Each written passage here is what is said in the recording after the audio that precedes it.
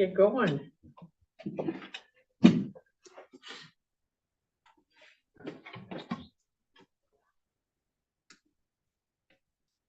All right.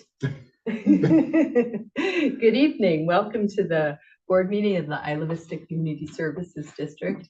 I'm Carrie Topliff, Vice President, subbing in for Marcus Aguilar, who is absent tonight. And I would like to call the meeting to order. The meeting is being recorded and we'll have a roll call. Director Aguilar is absent. Director Topliff Here. Director Freeman Here. Director Craig Here. Director Schulz Here. Director Deschler is not here right now, and then Director Brandt. Here. Using my AB 9 exemption because I'm sick. And are you alone in the room? Yes. Thank you. Before we begin, we would like to acknowledge the Chumash people who are the traditional custodians of this land. We pay our respects to the Chumash elders, past, present, and future, who call this place Anaskoyo, the land that Isla Vista sits upon, their home. We are proud to continue their tradition of coming together and growing as a community. We thank the Chumash community for their stewardship and support, and we look forward to strengthening our ties as we continue our relationship of mutual respect and understanding.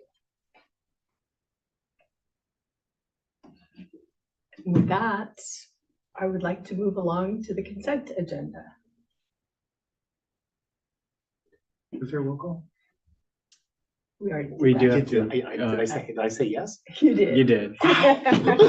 I thought you were asking if there's roll call for the votes. No. No. So we the agenda, and I'm like, well, I remember doing that part. Sorry. Automatic pilot. Okay, what about that consent agenda? I'll move to approve. Thank you so much. Second. All right. Any comments or discussion? All those in favor, we'll have a roll call vote. All those in favor? Director Schulz, Yes. Director Craig, Yes. Director Topliff, Yes. Director Freeman, Yes. Director Brandt. Yes. Thank you. And now is a public comments period. And I see no public in the room. Do we have any public on Zoom that might like to comment? No public on Zoom. Welcome, Director Deschler. Yes. Welcome. Nice Present. to have you here. Okay, so the first item on our agenda is the report from the IVCSD. Mhm. And are you ready to do that? Yes. Great. So we had our IB Safe meeting on February 16th, and we had Lieutenant Tesla is also on the Zoom to answer any questions about what he presented on at IB Safe. We had a few items on the agenda as well as good discussion on, could you, well, let me share the screen. So we had some good discussion on a few different items as well as a discussion on future items that we want to have at the next IB Safe meetings. There we go, just getting my screen share up. So the first agenda item was Deltopia 2024 preparation planning. We'd had a work group meeting outside of the IB Safe to discuss what each agency was doing to prepare for Deltopia 2024, which is on April 6th this year. Different agencies shared their current plans, and we shared ours. And at that time, there was some discussion on whether or not to keep the restorative justice program in place April 5th through 7th. And then the lieutenant made the decision following the meeting to not have it in place for April 6th. We had a discussion, we continued our discussion on the fentanyl issue in Isla Vista and in the county as a whole. We updated the group that our delivery machine is coming later this quarter, which is getting close, but that is the plan still. We worked to plan a Narcan distribution event the first week of April before Deltopia with the county supervisor's office, associated students, and IVCSD. And that's now happening. I think it's on April 2nd. And we also received a report from Sheriff Brown on the countywide figures for overdose deaths. Finally, we had just a quick update from Lieutenant Tesla on the festival and social host ordinances and the implementation so far, since that was our first meeting since they were implemented only 6 days before. But I think he mentioned that the community was largely starting to comply with the ordinances. We set our future meeting dates. We do have, except the August date, but we have April 17th as the next time we meet, and then October 16th as the last time we meet this year. And future agenda items that were brought up were road, sidewalk, and mobility safety, a peer-to-peer program to address neighborhood noise concerns, and that was brought up by our board at the last board meeting. And then Isla Vista Bluff and balcony safety, which is a continued item we just didn't have at this time.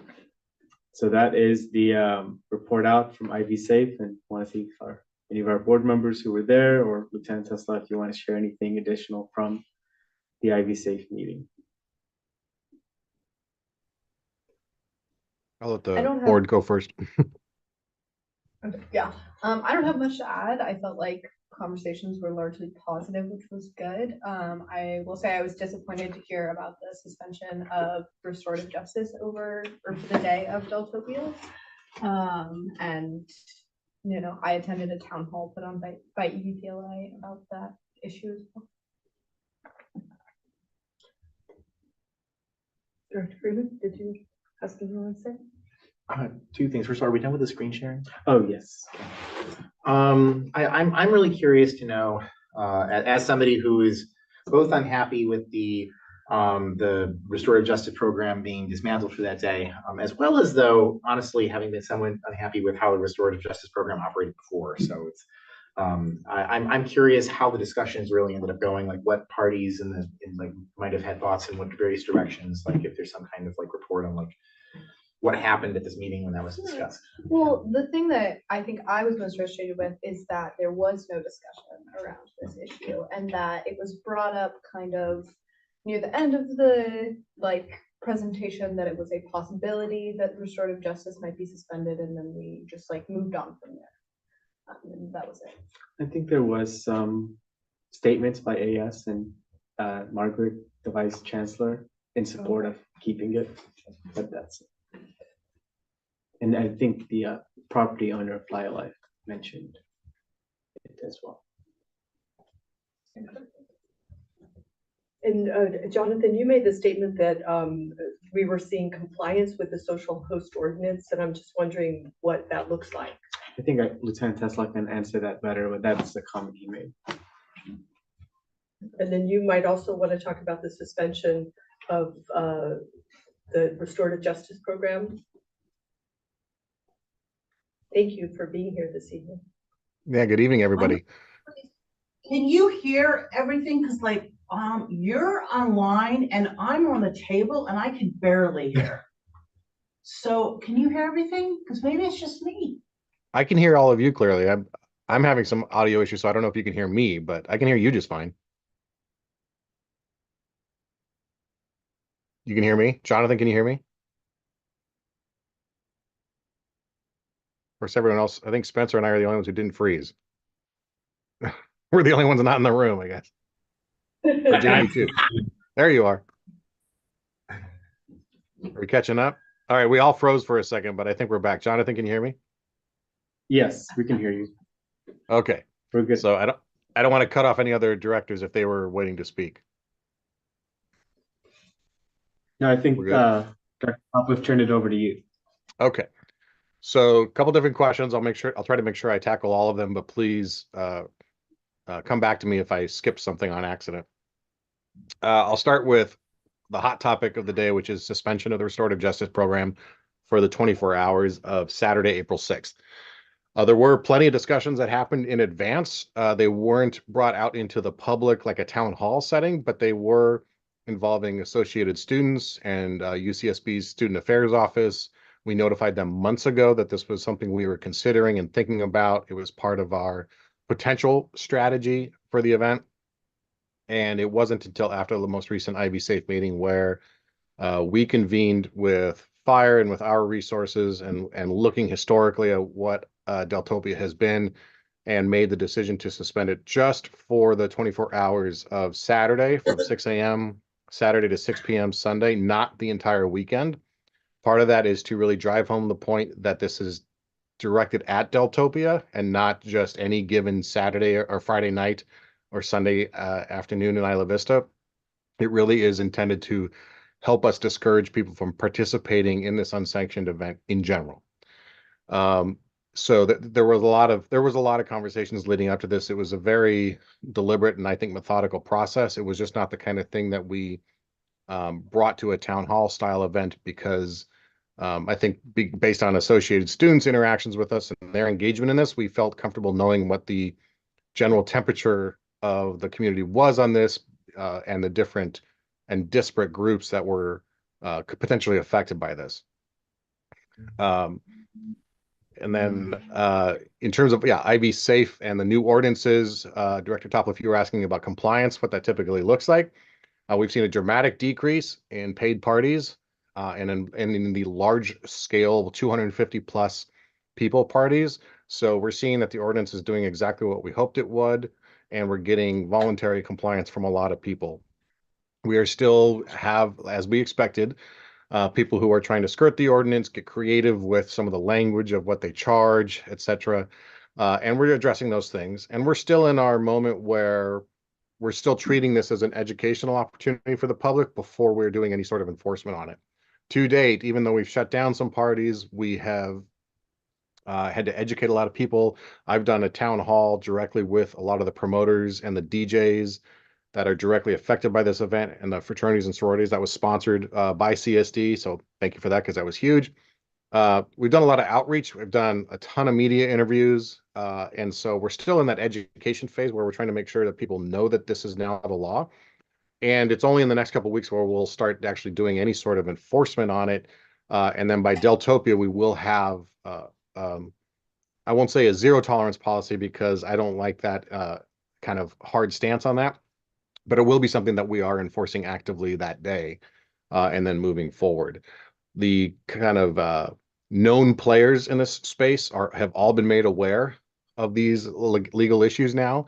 And so we're seeing a lot of compliance and a lot of cooperation. It's great that Giovanni's has reopened now, as Giovanni's not Rockfire. So we're seeing groups having what we hoped to do was have an avenue towards these events in a lawful manner, in a place that's appropriate for this.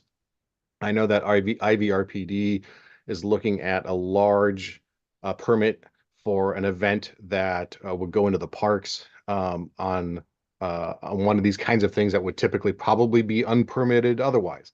And now as a result of this, it's being directed into the parks where it should be instead of in our residential zones.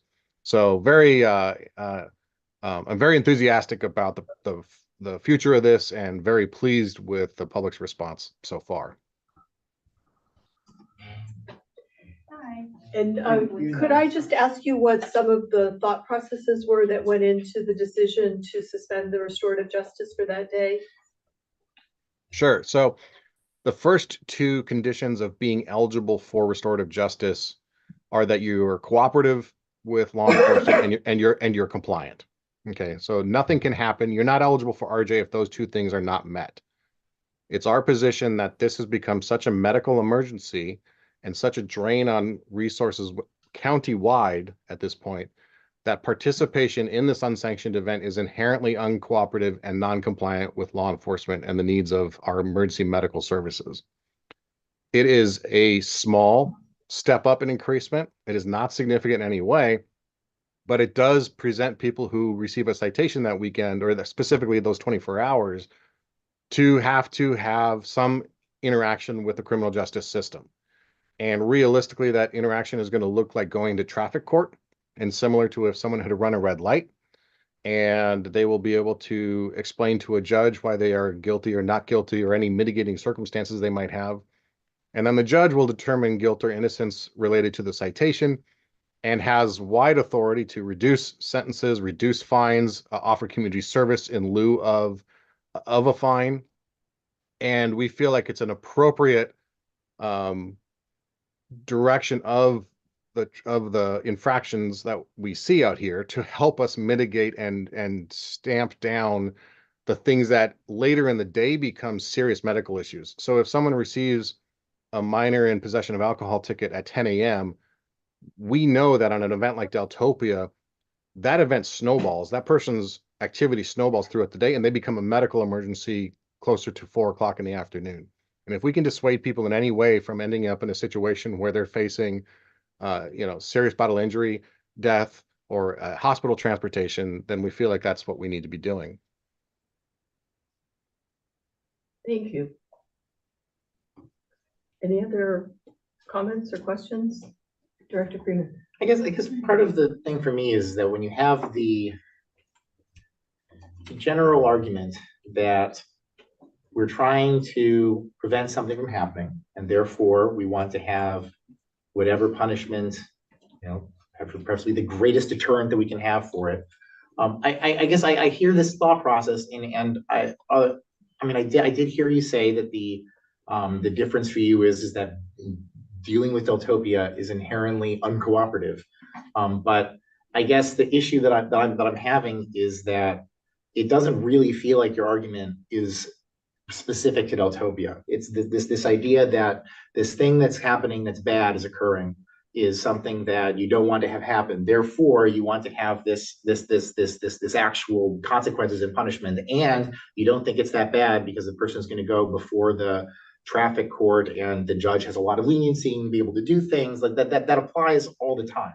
And I guess what I'm trying to understand is what your thoughts are on restorative justice at all. I want to be clear. I'm very pro restorative justice. I've looked at the way that this program is implemented in the past, and I thought I didn't really ask how it worked. Particularly, there was periods where I don't know if it's still how it's done, but it's like, okay, we're going to have this person come in and get like a lecture, and then they're going to have to write out an essay of the ways in which they harmed the community by drinking underage. And I found it almost like weird in what it was trying to accomplish and how it thought about everything. But I don't like this not lenience. I don't like this where we are given with discretion. I don't like this discretion that law enforcement has to decide the rules are one way today, they're a different way tomorrow. I like what you did to me today, and so I'm going to treat you this way, but I'm going to treat you differently because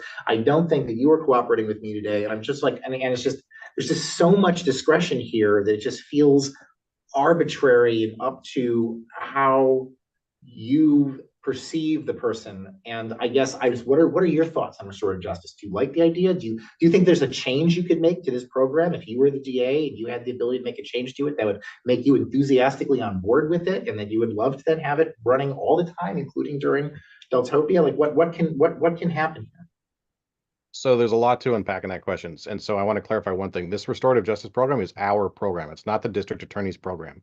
They have a separate restorative justice program for people that they can go through the DA's restorative justice program for typically misdemeanor citations or things that actually are above our level of restorative justice, right? So the citations that you would receive that are eligible for restorative justice from us are open container, minor possession of alcohol, the noise curfew, and a few other related kind of similar infractions, right? So this is purely within the sheriff's office purview, this class that we run.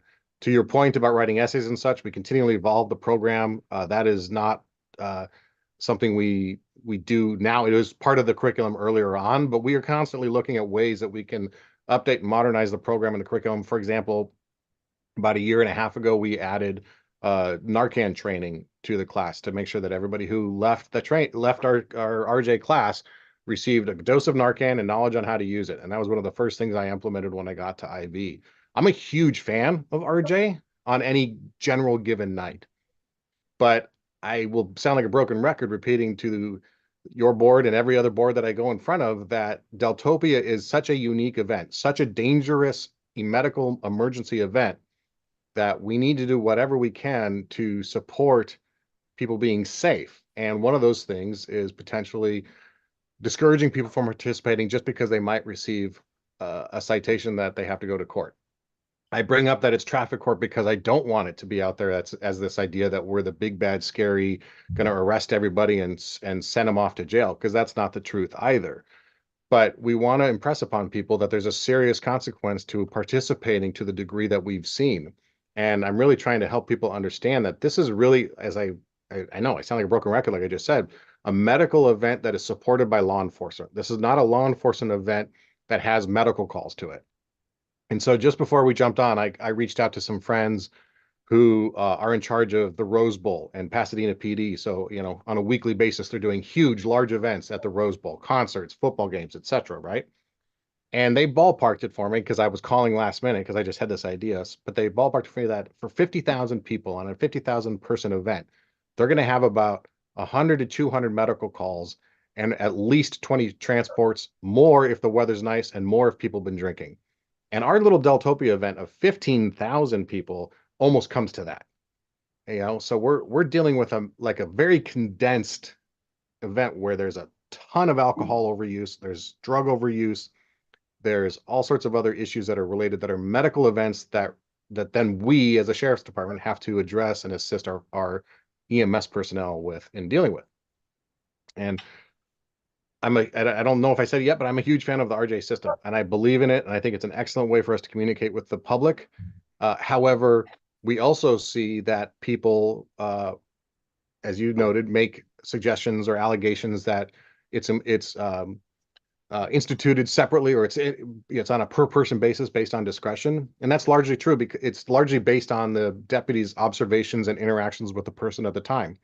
Were they cooperative? Were they compliant? Did they lie? Did they fight? Did they flee, etc.? And we see people now out in the public, I think it's become a victim of its own success in some ways, who fight with us, who flee from us, who lie to us, who aren't compliant, who still expect to go to a restorative justice class because their buddies did or they heard about it, and they think that they have kind of as a first pass get this class. And that's not the case either. That never has been.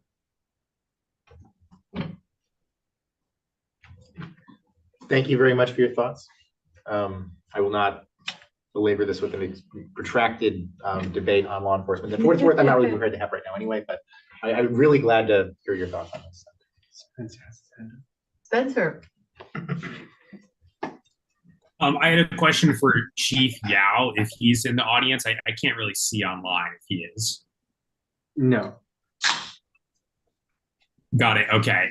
My question to him was just going to be about how UCPD is approaching their restorative justice program, because, as has been mentioned, they have a separate track for the minor citations that exist on campus.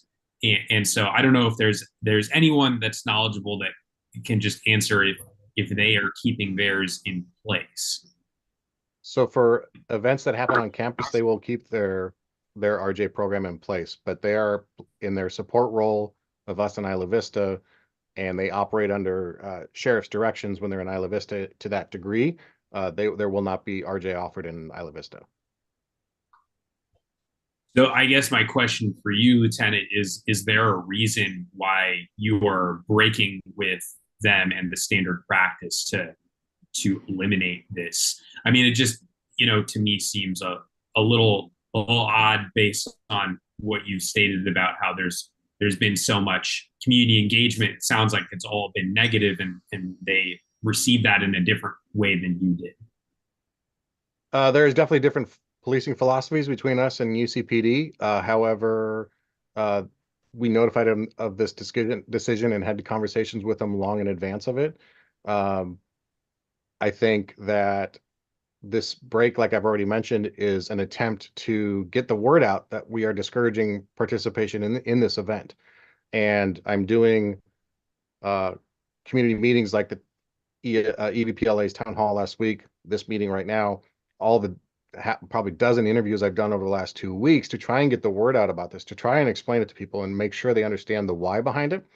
This is not an effort to play a gotcha game with people and come Saturday morning, people are wondering why they're all of a sudden getting these big citations. We want this to be part of the public outreach strategy to let them know that that participation in this event should be discouraged. and that until we find a reasonable solution to bring this into compliance with local laws, that we're going to continue to do that. And so we tried tactics and strategies last year. Some of them worked, some of them didn't. We're trying different tactics and strategies this year. We'll see what works and what doesn't. And every year we review what happened. But we're constantly seeing this escalation of Deltopia to come back to 16, 17, 2018 numbers. And that's not a good thing for the community. So what would your metric of success be for these measures? In terms of like how many citations we would write compared to like an RJ? And just and any metrics of success. I mean, you're trying something different. You know, what are you hoping to see happen? Numbers? I'm hoping to see reduced hospitalizations, that open access to emergency room beds for people throughout the rest of the county who need legitimate medical emergency treatment for things like heart attacks, stroke, childbirth, etc. Because last year they were fighting for bed space throughout the county with people who had overconsumed at Deltopia. So that's my number one metric. Can we reduce hospitalizations? Number two, can we reduce medical triage visits? So we had a triage tent last year, which we hadn't had to have in several years, that saw 37 patients. Those were patients who were dealing with an alcohol overdose that may not rise to the need for a hospitalization, people who were involved in assaults or fights, et cetera, et cetera. I want to see those reduced. I want to see the 911 calls asking for an ambulance reduced. So my metrics are all based in medical issues because, like I said, this really truly is a medical event. And I would encourage the CSD also to have a representative of fire come to a meeting at some point to explain the drawdown on their service that this creates, and someone from Cottage and someone from LEMSA too, to explain how serious this is, because you know, I realize I sound maybe out of pocket if I'm talking about an emergency medical event when I'm wearing a sheriff's uniform. Yeah, I think that point is actually well taken. That and I guess my follow-up question to that then is, so your goal with eliminating the restorative justice program for this weekend is to reduce the participation in the event. Is that essentially correct? Yeah, essentially, because by reducing participation in the event, we then inherently reduce the hospitalizations and the need for that. We're also trying to push forward, you know, go beyond the keep it local messaging to keep it inside and keep those parties below 250, so that, you know, we don't end up with these large events with significant alcohol overdoses coming out of them. Okay, thanks. I don't have any other questions right now. I'll have comments later. Director Freeman. We're getting some honest opinions here. I'm curious what your thoughts are on the Isla Vista Community Service Districts event, which for what it's worth is alcohol-free, and hopefully is something that is helping the situation. But you're also kind of talking about, like when I was reading your email that you had written about participation in Deltopia being something that is inherently uncooperative, I started to wonder whether or not you were also like not intending to, but in some sense accidentally poking at some of the work that we do. Not at all, because the new ordinances were written specifically to drive people towards legitimate events with proper permitting and proper restrooms and proper security and proper ID checks for alcohol sales, all those things that intentionally in the new laws, we left open to allow CSD and IVRPD and others to create policies to host your events. So I would love to see Deltopia reimagined as a sanctioned event with those services in mind, where it's safe, it's governed, it's secure, and we can celebrate the beautiful spring weekend in Isla Vista without taxing our hospital system, without overtaking roads so that we can't get fire trucks through to events, risking balcony collapses with overcapacity issues and all the other things that come with Deltopia, trashing our beaches. I think there's a real opportunity, probably years down the road, but if we're working today on it, to have an event hosted by CSD at a legitimate space that takes the place of what we now know as Deltopia. Okay, I guess what I'm interested then in hearing is ways in which we can help more.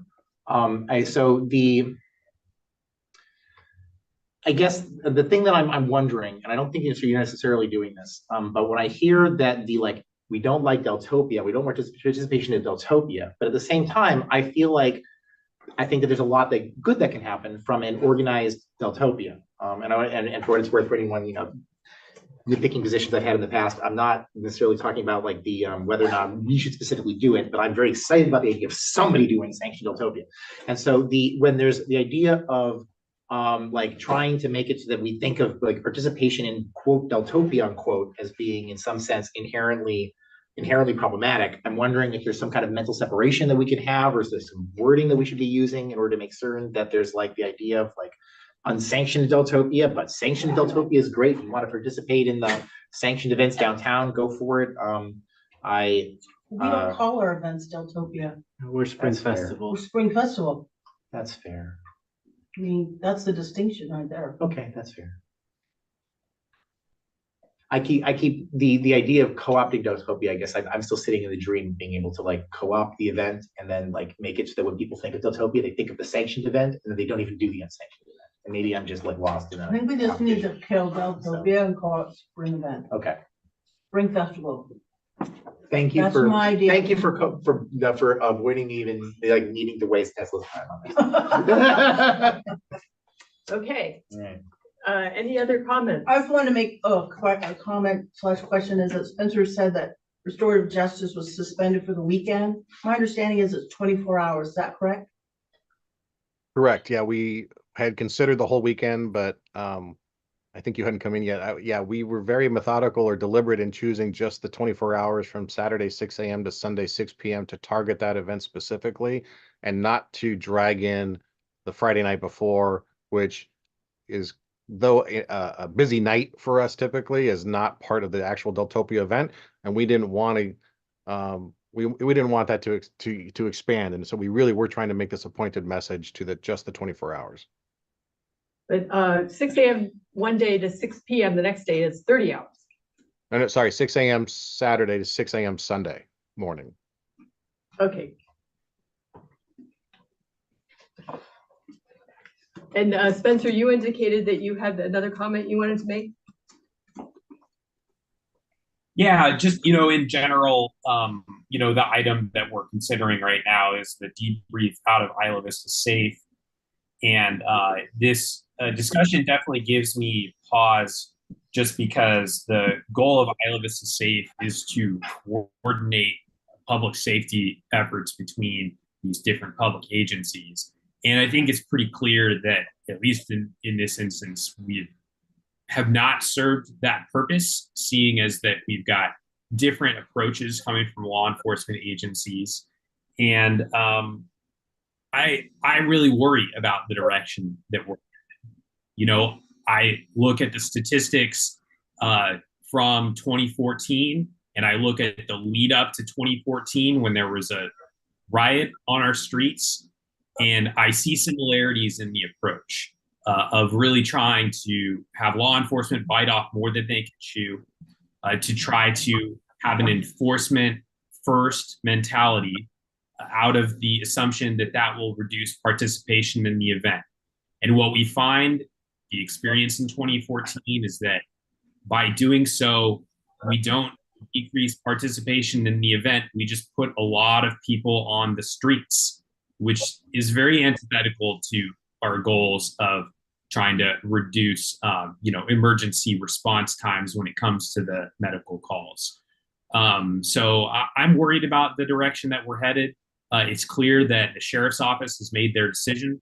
Sounds like they made their decision a long time ago, even though they didn't report on it at the Isla Vista Safe meeting, which saddens me because I think it's a missed opportunity for coordination. And in general, the approach of citations does not come without the potential for bias and discrimination. We have seen in the statistics that we've done data analysis on that if you are Black or brown living in Isla Vista, you are more likely to receive a citation. That's hard data. And I worry about really putting all of our eggs in that basket ahead of this event. I know that we're going to do what we can do that is under our control, which is to put on the best alternative event that we can that's safe and sober. We certainly hope that we will see an even bigger improvement than we saw last year in that regard. I'm certainly optimistic about it. I know it'll be a part of kind of our next item when Maya talks about just everything that we're doing in our community spaces. So those are just my comments.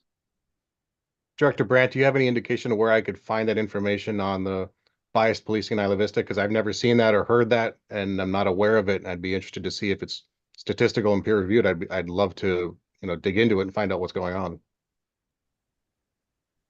Yeah, the data was from data provided by the sheriff's office between, I believe, 2019 and 2020, or maybe it was 2020 and 2021. And we Okay, can is have there our a, staff. is there a report related to that teased out those nuances, or was this just UCI data from the FBI? This was data directly from the sheriff's office. We can follow up and send it to you. I'd be curious to know, because I don't have a belief that we have any sort of biased policing going on in Isla Vista that would be of the statistics you're talking about. And I understand that, and that's kind of how systemic racism works, is that it's not individuals necessarily that are biased, but when taken on whole, the actions of the whole institution creates a biased outcome that really erodes the trust that we're trying to build back. As does presenting data that you can't point to a public forum without being able to back it up with actual numbers. So I am obviously concerned about that, and I want to make sure that we address any issues that might be in going on in Isla Vista. But to openly suggest that we are biased policing without being able to support that with data, I find to be concerning. If you want, I can pull up the data right now, but it's been presented in a public meeting to our board on multiple occasions. It was data provided by former Lieutenant Juan Camarena, and the sheriff's office sat in on those presentations. So this is not making stuff up out of thin air. This is from the data. I would welcome the opportunity to have a meeting with you and Jonathan and anyone else about this and learn what you have.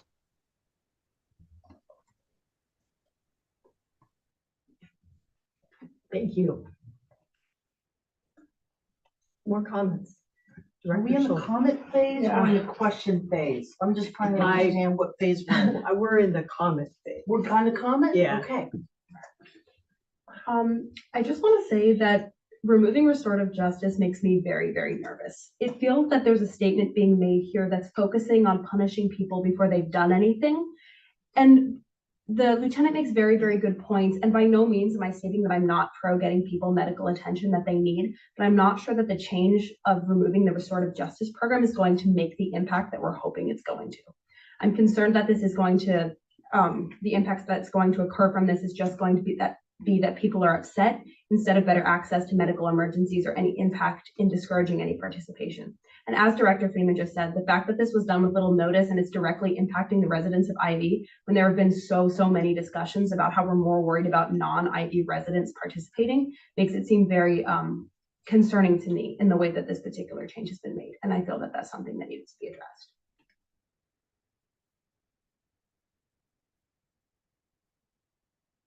Director Deschler, did you want to make? Do I look like I need to say something? I mean, okay, I'm just gonna put on my hat. I mean, I think there needs to be consequences for bad behavior. That's it. We're talking 24 hours and a lot of people have put a lot of energy, people on this body have put a lot of energy into creating new ordinances to make Deltopia a safer event, to make being in Isla Vista during this weekend a safer event. If suspending restorative justice helps make it a safer event by discouraging bad behavior and drinking to excess and leading to emergency rooms, I don't see how we can be opposed to that. So that's where I'm coming from. I don't think it's a bad thing. I hear what others are saying about, I hear what Spencer's saying, that there may be some possibility of bias, but frankly, people don't do dumb things and bad things won't happen. So that's what these ordinances are all about. Don't get on roofs, don't drink too much, don't, stand close to the balconies. I mean, we need rules, right? We need rules for this weekend. So that's where I'm coming from. Thank you, Dr. Craig, Director. And like, I hear what you're saying, but I do think as someone who's participated in so many of these discussions that we've given the Foot Patrol office the tools that they need to enforce safety issues. They have the social host ordinance, they have the festival ordinance, like they have tools to make sure that people are celebrating safely. Suspending restorative justice merely takes away avenues for learning. You know what I mean? And it only applies to your first offense. It only applies to if you're a local student in this area. And if I'm honest, I don't think that suspending this like process is going to discourage anyone from participating, or at least anyone who is causing trouble over the weekend of Deltopia, because those who are informed about this change in the first place are already the ones informed about the ordinances and making like good choices throughout these events. This is just like the people that we are aiming to discourage from participating through this change are not even going to be the ones who are aware of it. We are only taking the opportunity to learn from a mistake away from individuals. Are you speaking about people who come from outside of the community? Is that who you're? No, but I'm talking about like in general, like there's a lot of UCSD and FBCC students who just aren't informed about these issues at all. Like many people like don't, like they're not going to be up to date on the fact that restorative justice has been suspended for this weekend. So why don't we just make it okay for people to be on roofs as well and give them a pass on that? Why give a pass on one thing and not on a pass on another? Well, because You've created a toolbox. Why not put another tool in the toolbox to encourage people to drink within reason and not and follow the rules? yeah, well, I guess I just don't see this as a tool. I think that pulling people off of roofs is a tool to keep them safe. This restorative justice is a retroactive measure that allows people to like another opportunity in learning about what the social host ordinance is. Like they're going to these classes and they're coming away with more knowledge than they walked in. They're coming away with more knowledge than when they received the citation. Suspending that and just making people go to traffic court instead isn't making this a productive experience for individuals in any way, shape, or form. It's not a tool because there's nothing enforcement related that comes with restorative justice. Dr. Schultz. I just want to add on to that and say that I completely agree. And I think the point that's being made is that removing restorative justice won't change anything day of, or it won't make a tangible difference as much as we hope it will day of. And we have these other tools, such as the ordinances that we just changed and we just adjusted, that will be really, really useful. And for example, getting people off roofs or preventing paid parties. And this is a lot more about relearning how to not make the same mistake again. And we can't do the restorative justice program once. As far as I know, you can only participate in it once. So it would not be supporting anybody that has already taken advantage of it or used it before. Thank you. Okay. We got a lot to say. And I think that we all share the same goal that we have a safe time this year. And we're all coming at it from different aspects and trying to do our best to think about what avenues and tools can make it safe. And as with everything, kind of time will tell what works. And I'm sure that we'll have plenty of opportunity to debrief and see how we do this year. And I certainly hope that we do better.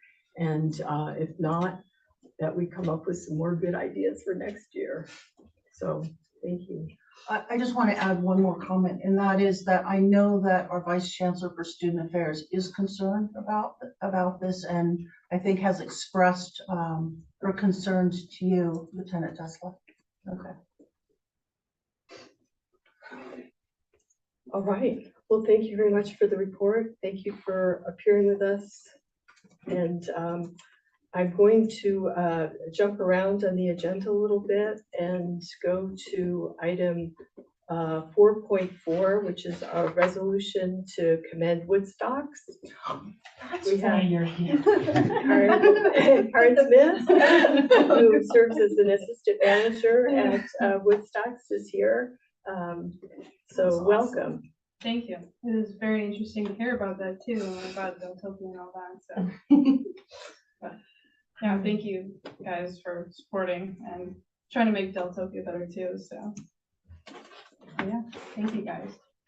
Well, thank you. We're kind of fumbling around here a little bit to potentially start a practice of honoring people who do great things for the community. And we've certainly had a lot of awareness come to us about the lack of public restrooms in Isla Vista and just how much that creates a very dangerous situation for a lot of people. And with your very prime downtown location, your restaurant has been very generous with making its restrooms available to people, both customers and non-customers. And we know that it really is a lovely gift to the community. So we want to acknowledge you for that. Thank you. Yeah, of course. Are we gonna read? Yeah. I'll read it. You Who's guys gonna want to read it? take turns to read it? Popcorn. What? Yeah. We're Popcorn gonna it. popcorn? You just stop in the middle We'll so start, we make sure we'll everyone's start. paying attention. There's 5 clauses, so. What's that? You can start with the title and then there's 4 other points that you can I go. just get the title? Okay. Okay, You- got you- it. You can take mine. No, I I'm just actually teasing. want, I actually I just want, love Woodstock so much. I actually want you to take mine. What's I that? actually want you to take mine. What about Spencer? You can take it. Okay, I want you to like, you're, Guys, we're Okay, overcomplicating okay. this. Okay. What is your name? Corinne. Corinne, thank you for being here, Corinne.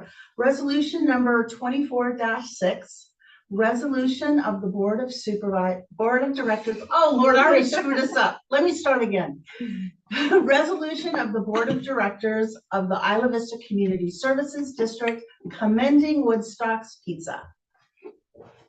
Whereas Woodstock's Pizza Isla Vista has occupied a prime spot in downtown IV since 1982, serving beers named after local landmarks and delicious pizza. And Whereas Isla Vista has a shortage of public restroom facilities and an enormous population of well-hydrated residents constantly in need of toilets. And Mine won't open, so. Oh, I whereas haven't opened it yet. Well, I didn't want wanna this go to be. back? Oh, go back. I like the well-hydrated residents comment.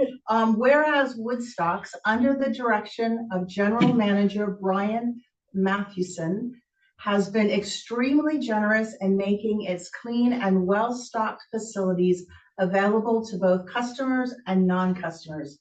Spencer, you wrap up. Last paragraph. I'm sorry, I did not know that I was involved in this. Clearly, the popcorn is not working. You do the motto, I'll do the first half, you do the motto. I said we were gonna fumble, this is our first time. Okay, now therefore, the Board of Directors of the Isla Vista Community Services District does hereby resolve that the IV Community Services District recognizes Woodstock's Pizza IV for living their motto. giving back is the backbone of our business and expresses the community's deep gratitude to the restaurant for its contribution to the health, well-being, and comfort of Isla Vista. Love it.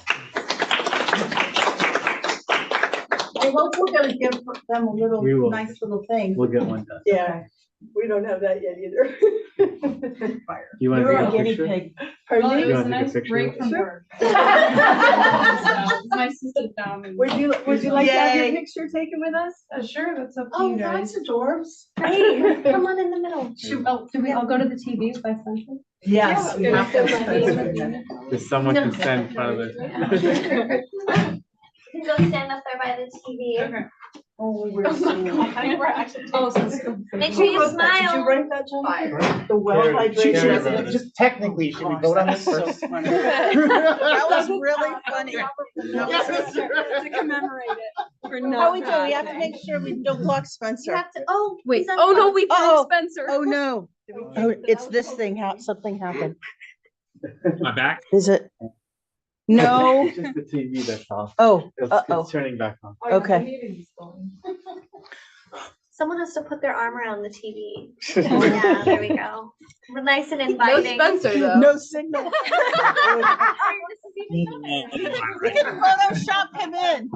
Okay. He can hear us. Like, Oh, What do we have to do? Jump up and down, Spencer. I think it's just, Do something to get our Dun, dun, dun, attention. Can you see us? There was a connection on this side. I think it was. There Oh, we go. there it is. Yay! Okay. 1, 2, 3, smile. Perfect. Oh gosh, Ruby. We're Yeah, so of course. happy. It was a very interesting conversation today. Well, come anytime. 6 o'clock on Tuesday. Thank you. Twice a month. Thanks for coming in. I very much appreciated that. I thought that was a very well written. Well hydrated. Oh, whoops. Oh. Director Brandt and I cooked this up over a pitcher of beer one night at Woodstock's, right? Did you? We did. We did. I would have come. Yeah, we have some good ideas over there. Local businesses. I'm sorry. Just saying, I think this is such an excellent way to honor local community organizations, and especially our local business community. And Woodstocks has been around for like 50 years at this point, weathering the many Don't say that, cycles. because I remember when they first started. They're It's not not up there. 50 years. Is it 50 years? And they're not a local No, but it's business. been a long It's a time. local franchise, so that, I mean, it's definitely like, the Small Business Association, we like considered them, one of our own, but they're not like a local pizza place or anything. Oh, they are other places? Yeah, they go and they find college communities and they go and they install Woodstocks there, and they tend to be really good at making people feel like they're like, Very Nice. the humorous thing, Rusty's Pizza is local Isla Vista. Really? Yeah, they started right over there.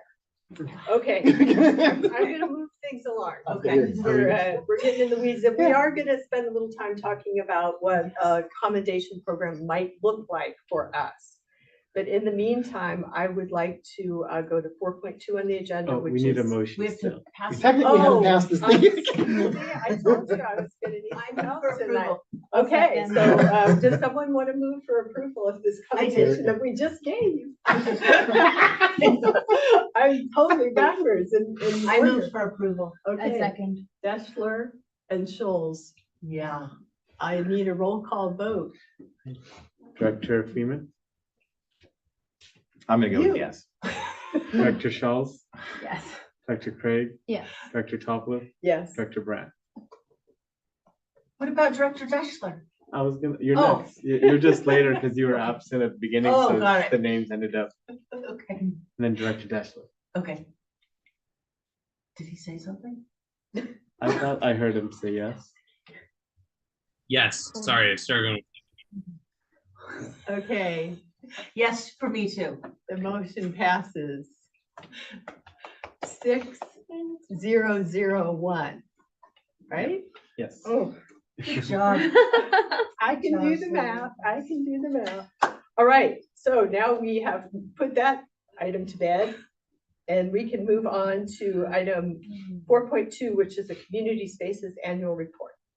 I was like, thank God we got. Hey, just to a it. question about this agenda. Did the police people leave? Yes. Presumably, okay. I was just curious because we had another agenda item that was talking about our opinions on a contract with the police. That's why I'm sorry. That's the county public works road policy for renting for all. Oh, interesting. It's just I categorized it that way because the only feedback I have is related to the police. Okay. I understand. Okay. All right, take it away. All right. Time. Okay. I'm gonna move through things a little bit on the faster side, so we have time for some questions too. So just slow me down if I need to, okay? But You always give such great presentations. oh, thank you. So I am going to be presenting this today, but a lot of the data and the graphs that you see were condensed by our data intern, Safia. So when you see them, just know that she's been doing a lot of hard work. Nice. So first thing, a little overview of what we're going to be talking about. We'll talk about our community partnerships, go into our calendar event data, talk about the checkout form, our staff, and then progress and proposals. These are some lovely photos from events. We didn't have space for a lot of them this year, so that's your photos. So important things. So we have expanded our partnerships a lot this year. So last year we had about 15. Now we have 46. So that's a huge increase. spanning across nonprofits, organizations, and local businesses. Organizations vary from being on campus or other just organizations in the area that we collaborate with. Event start times most often are around 10 a.m. and then 6 to 7 p.m. Weekday usage and opportunity. So right now it's pretty consistent between both spaces in the mornings before 10 and 11ish, and then 12 to 5 p.m. in the afternoons. That can open up a lot of opportunity for us. However, if an event starts, let's say at 12 and ends at 6, like kind of during the day, then that will mess with this data a little bit. So something to keep in mind.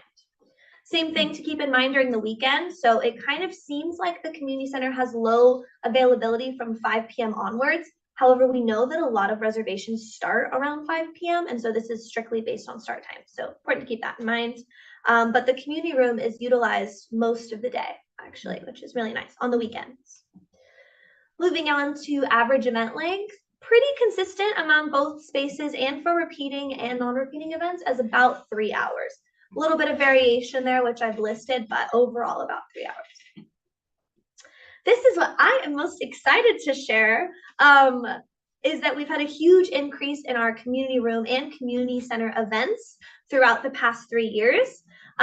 Just between this year and last year, we've seen a 20% increase in our community center events, 129% increase in our community room, for an overall of about 46% increase in both spaces, for a total of 1,010 events in 2023 in our spaces.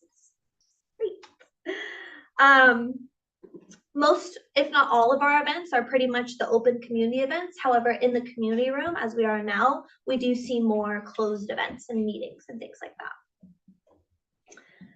When we look at the data by month, February, April, and May are our most popular, whereas July and August are our slowest months, with the most opportunity, we'll say.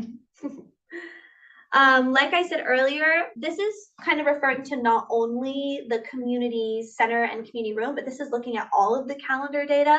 So when other people have an event in Isla Vista at a different space, this is also keeping that into consideration. So about 45% of our calendar is open to the public, about 22% private meetings, and then we kind of divvy up a little bit evenly between the rest of our categories. One thing we are looking into potentially next year is expanding our labels on our calendar so that we can get a better picture at the end of the year of what types of events these events truly are. Are they culture? Are they dance? Are they music? And hopefully we'll get a really cool picture with that as well. Could I just add a quick question? Yeah. So you said that this is the community calendar event data. Is the room and the community center aggregated in this here? Yes. Yeah, that's why there's so much. Okay, got it. Yeah. Private. Okay. Definitely. Event attendance. Most of our event attendance is college students, which is pretty representative of the area, I would say. We have a lot of families and also adults outside of IV has been a growing population coming to our programming.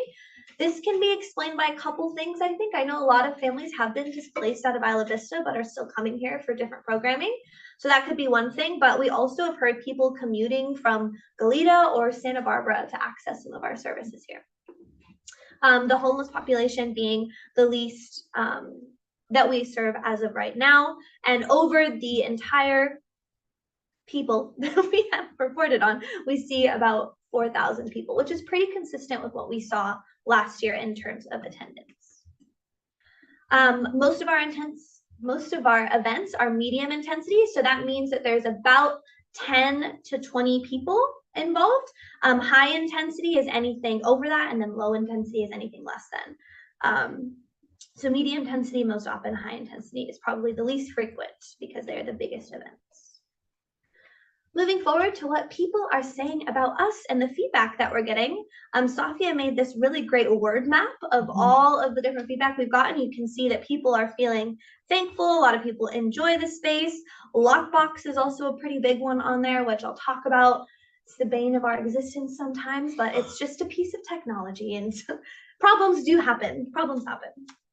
I'm not going to go through all the comments, but just generally people have been really enjoying the spaces.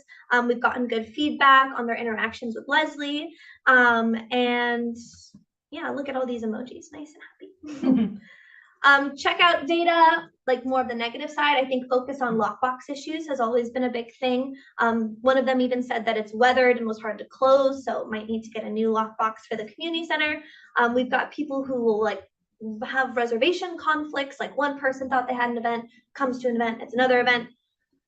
Things happen. I think we're always just trying to fine tune our process, but those are some of the most common things that we run into, I would say. And cleaning, which we have a new policy for, which will be really nice. Okay, now looking at our wonderful staff and how all of our time breaks down. I'm not going to go into too much detail of this, but if you're curious on where our time is going, this is a pretty good breakdown, and I had my team check it out too. So, accomplishments.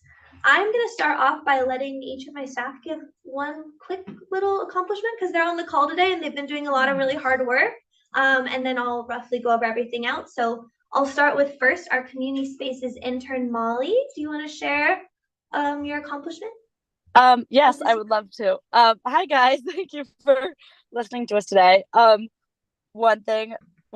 just love working for the Isla Vista Community Service District because I love being able to plan community events that really support the community and like things that people want to see happen. And one thing that I've been working on a lot are putting together Isla Vista Fix It fairs, which are free community events where a bunch of volunteers come together and teach repair for like clothing repair, jewelry repair, bike repair. And we've put together 3 events now, and we're hoping to make it a regular thing, which has been really awesome.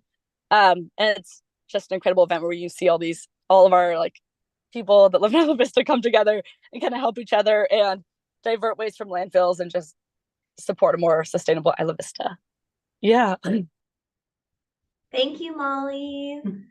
Next, we have Leslie, our community spaces project manager.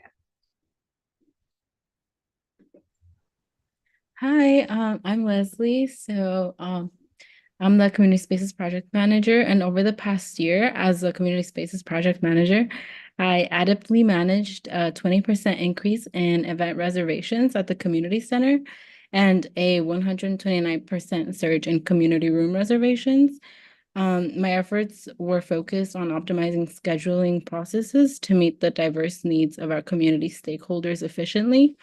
And additionally, I increased engagement between local Isla Vista families and the community center, fostering a stronger connection and greater utilization of our facilities.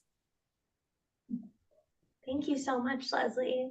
Yeah, so these two are my community spaces on the ground people that have been working very hard, and I'm really glad they got to share. And then last but not least, we have Safia, who put together a lot of the data in this presentation. Safia, if you want to share one accomplishment.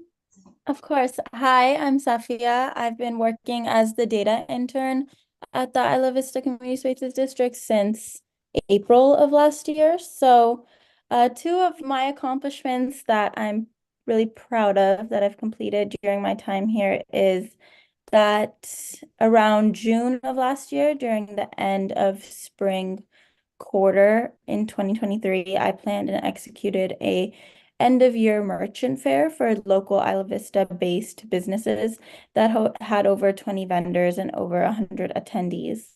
And then additionally, like Maya mentioned, I did conduct a thorough analysis of the IVCSD calendar data to identify trends and improvements in the number and quality of events that we had in 2023, as well as 2021 and 2022 as well.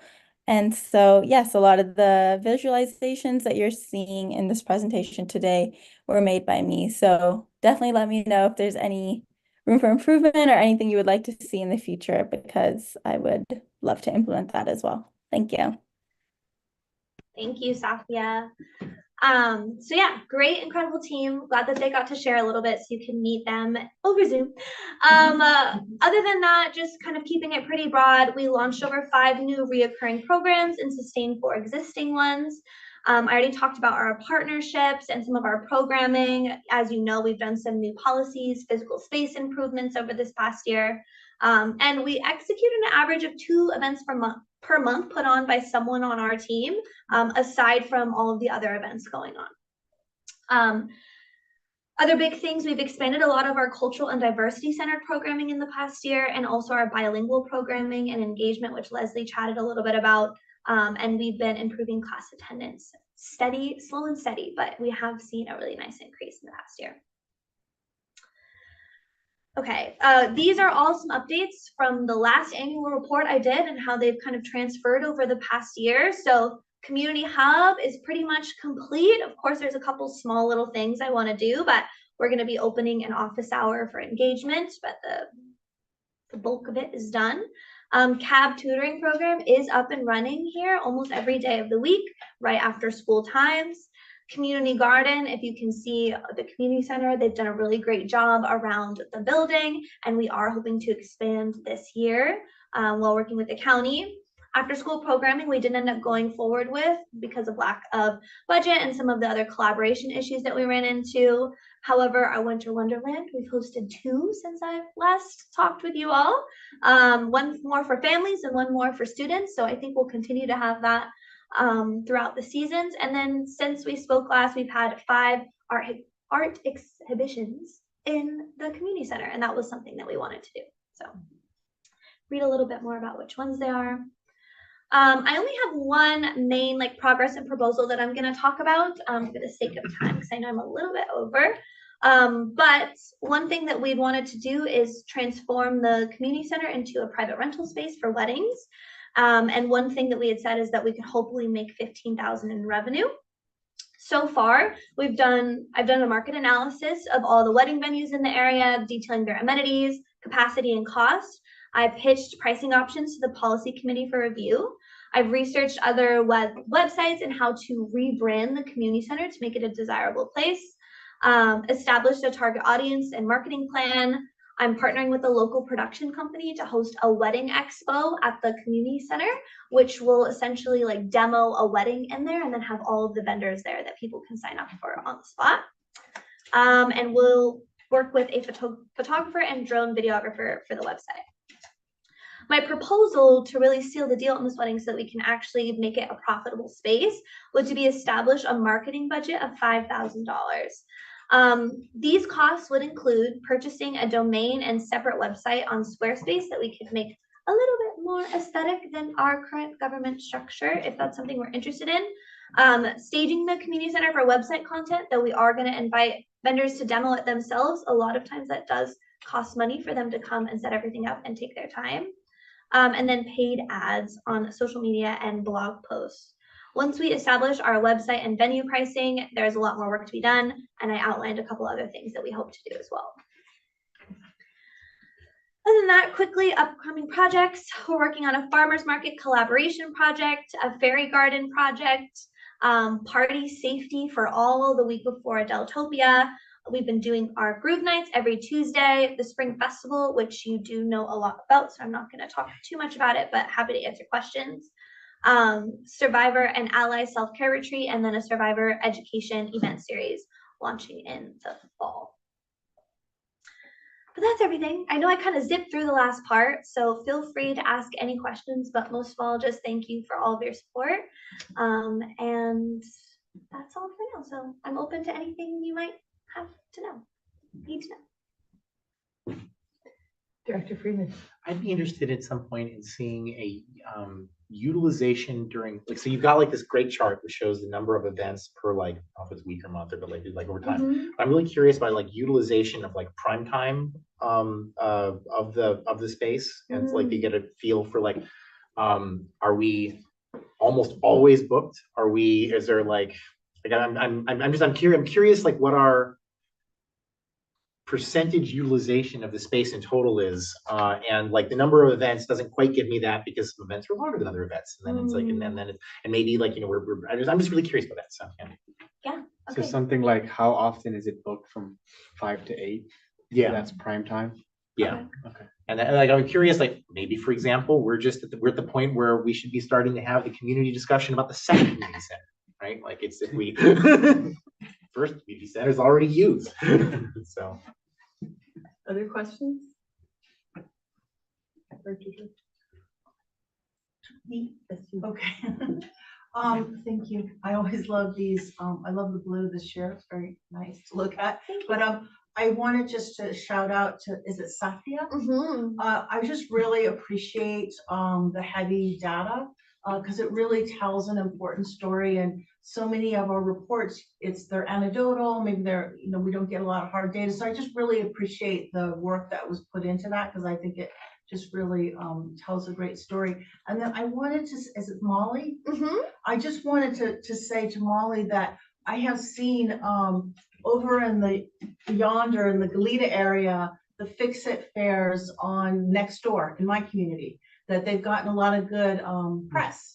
And a lot of people saying, isn't this a great idea that Isla Vista is doing these Fix-It fairs? I think it's a concept that really resonates with people. And so I just wanted to give you that feedback that in fact that people are talking about it outside in the suburbs of Goleta. And then I wanted to comment on the wedding venue proposal.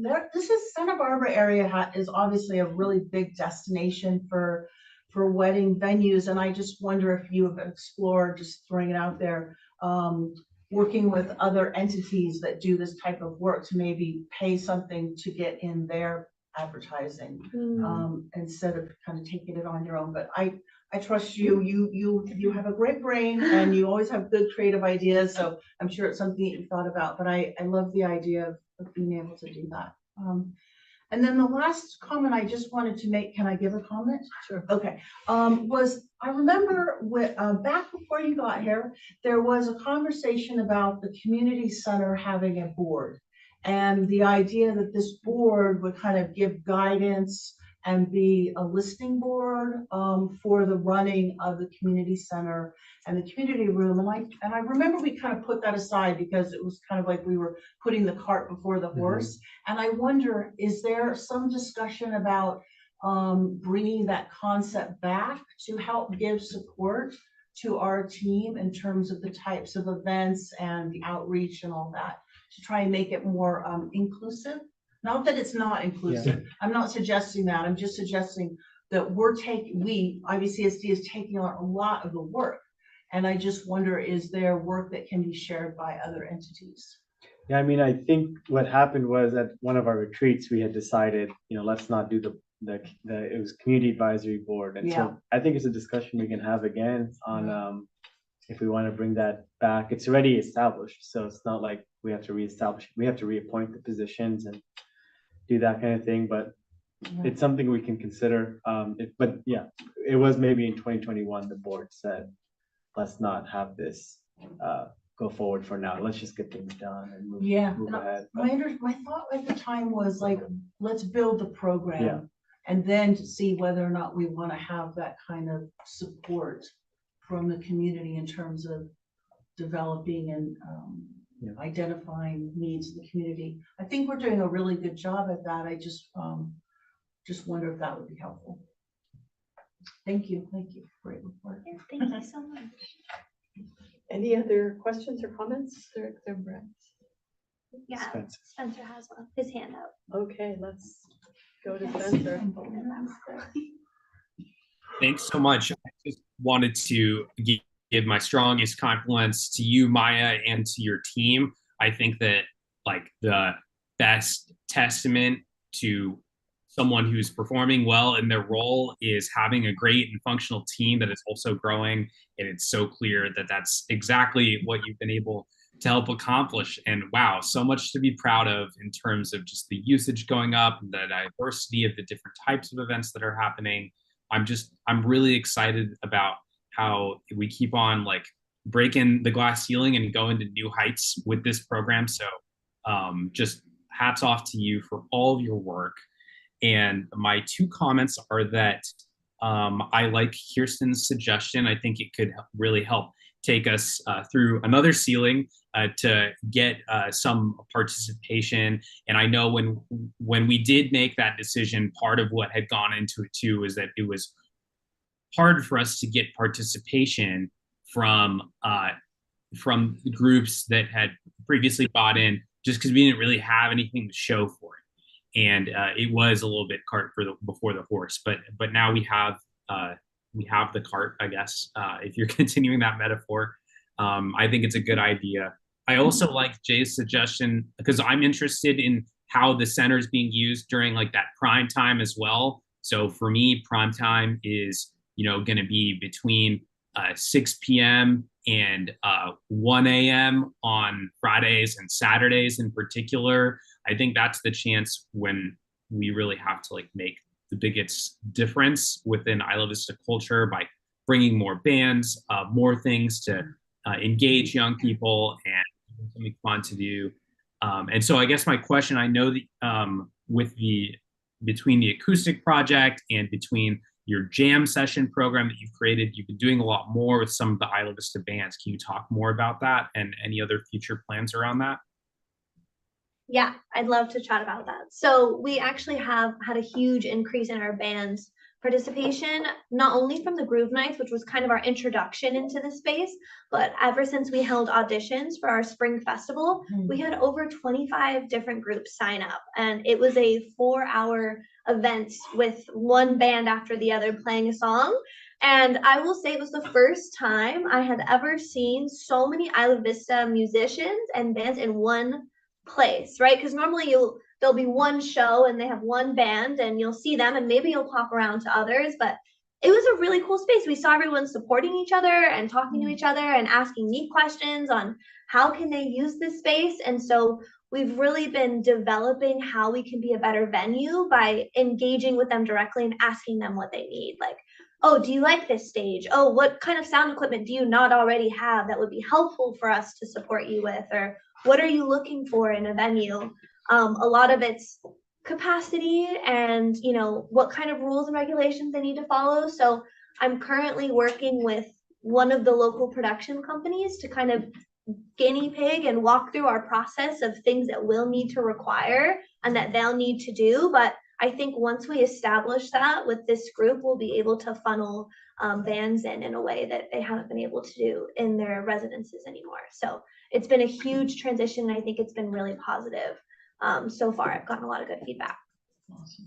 And we even had a recording company, I think on campus. I'm not sure how that works, but they reached out to me about working with bands that they meet in Groove Night to actually record some albums in the community center. So that's been a new thing. So I'm really looking forward to seeing where this will go and how we can continue to be a desirable venue here. Well, that's great. I'm really excited about that. It sounds like you're gathering feedback for how we can make the space better. And for me, that's going to be a top priority as we go into, the budget cycle, because I think that it's the biggest thing that we can all do to contribute to a safer Isla Vista culture is bring more of these bands in. So I'm really excited that you've gotten the ball rolling on this in like a really cool way.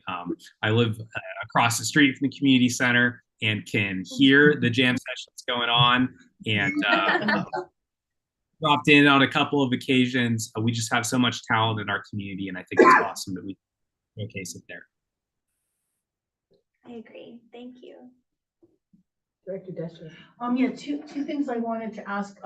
One is, if you had a wish list, if there was something that's just either a thorn in your side or something that you'd really like to see improved, I'd be interested in that.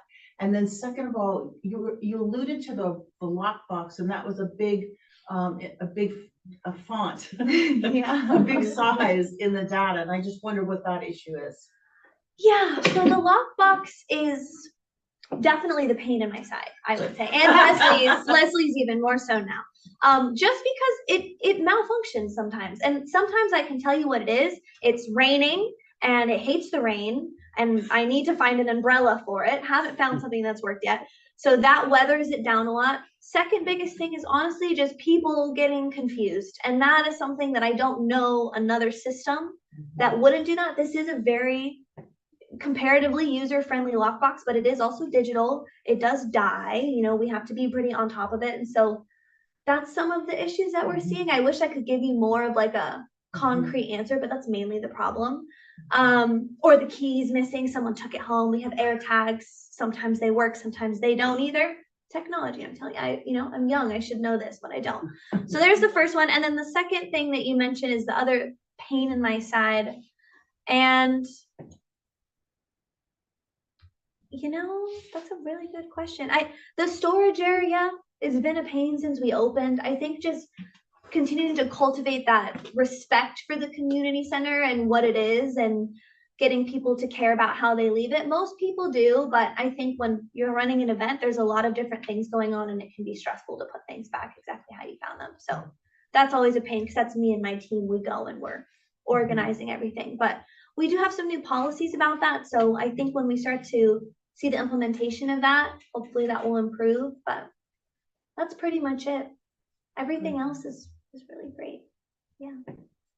Thank you. Director Freeman.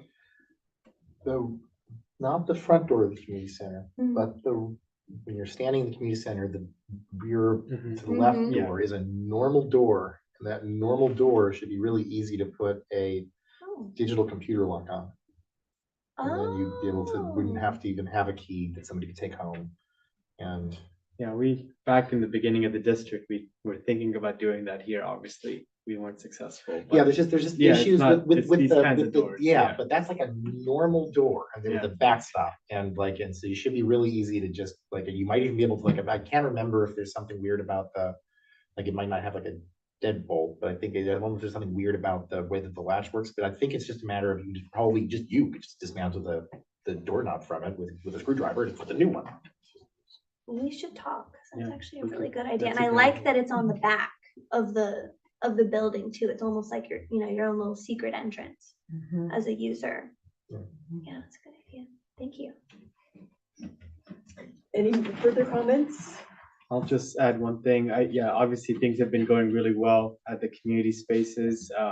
They look better than ever. So good job to Maya.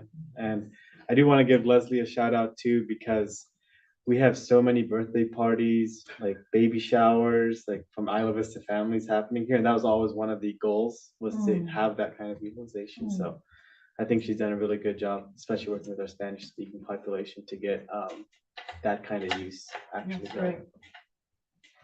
Very nice. Well, thank you so much. That was a great report, and we're so proud of the community spaces.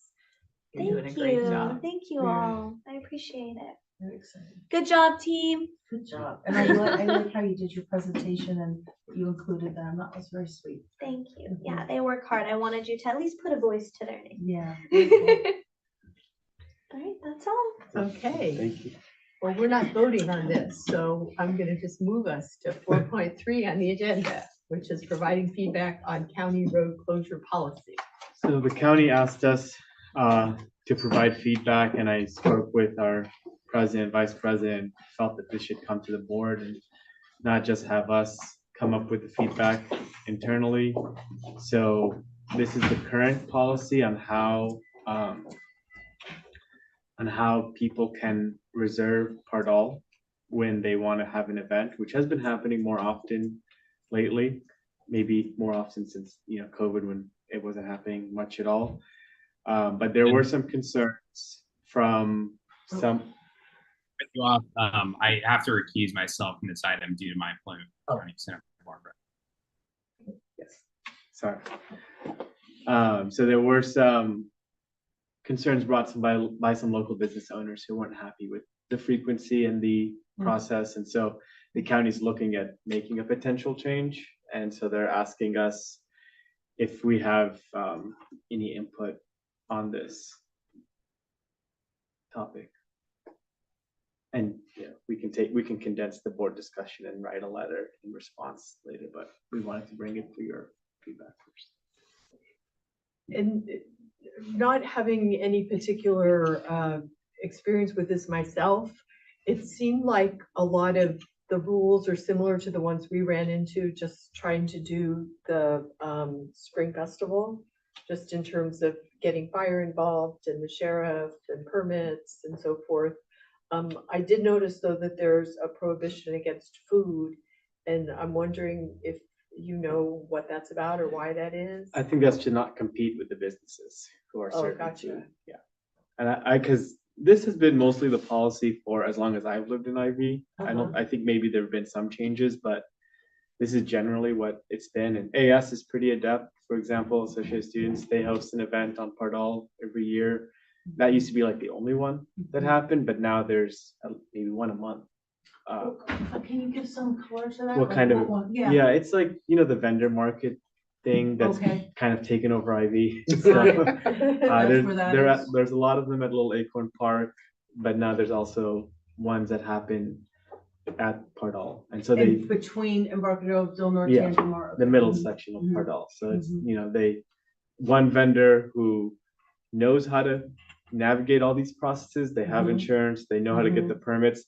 They do the application and then they bring on sub vendors who Mhm. sell clothing and jewelry and other things like that and place them on Pardal.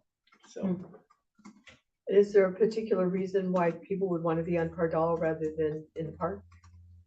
I honestly don't know, because there's some that happen at the park, there's some that happen on Pardal. Sometimes they're both happening at the same time. I have two tangential questions. First, is there a map that goes with this? And what is Area B? Yeah, I never received the map. Okay, I was just From- curious. I was like, what is Area B? I asked that when I saw that, and when I got the request, I said, hey, could you give us the map? I haven't received the map. What I assume it is though, is that Area B is the middle of Pardal. Yeah. So not using the sides, because they do discourage using the two little inlets that are dead ends on Pardal. One thing that I didn't mention, one thing that we know is kind of new, is the inclusion of not having the events during these high busy weekends. So they don't include Deltopia actually on this, but like the beginning of fall quarter, spring commencement, and Halloween, there was an issue this last fall quarter. When fall quarter started, there was a reservation made for Pardal for the move-in weekend. And there's also a lot of chaos in Isla Vista with people moving in that weekend. And so I think the event ended up getting rescheduled because there was some complaints from community members and businesses about it.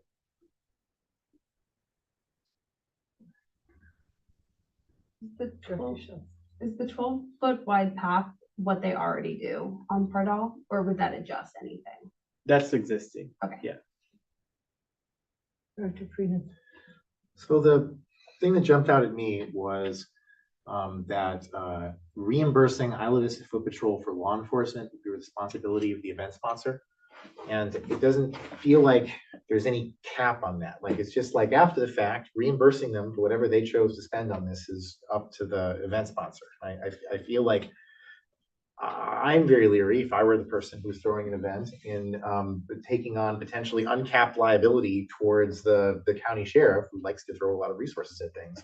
I mean, I would love there to be something where it's like, if there was like a cap to that, or there was some like mechanism that made me feel like, I'm paying for an officer, and if the sheriff decides to bring in a bunch of people in order to deal with something, that's like not, we're they're like, maybe in order to get that kind of cap, I have to work with the police. Like it'll be some process where it's like pricing for police services during the thing would be negotiated with the sheriff before the event, and then like if it goes over that, that's because like public safety decided something.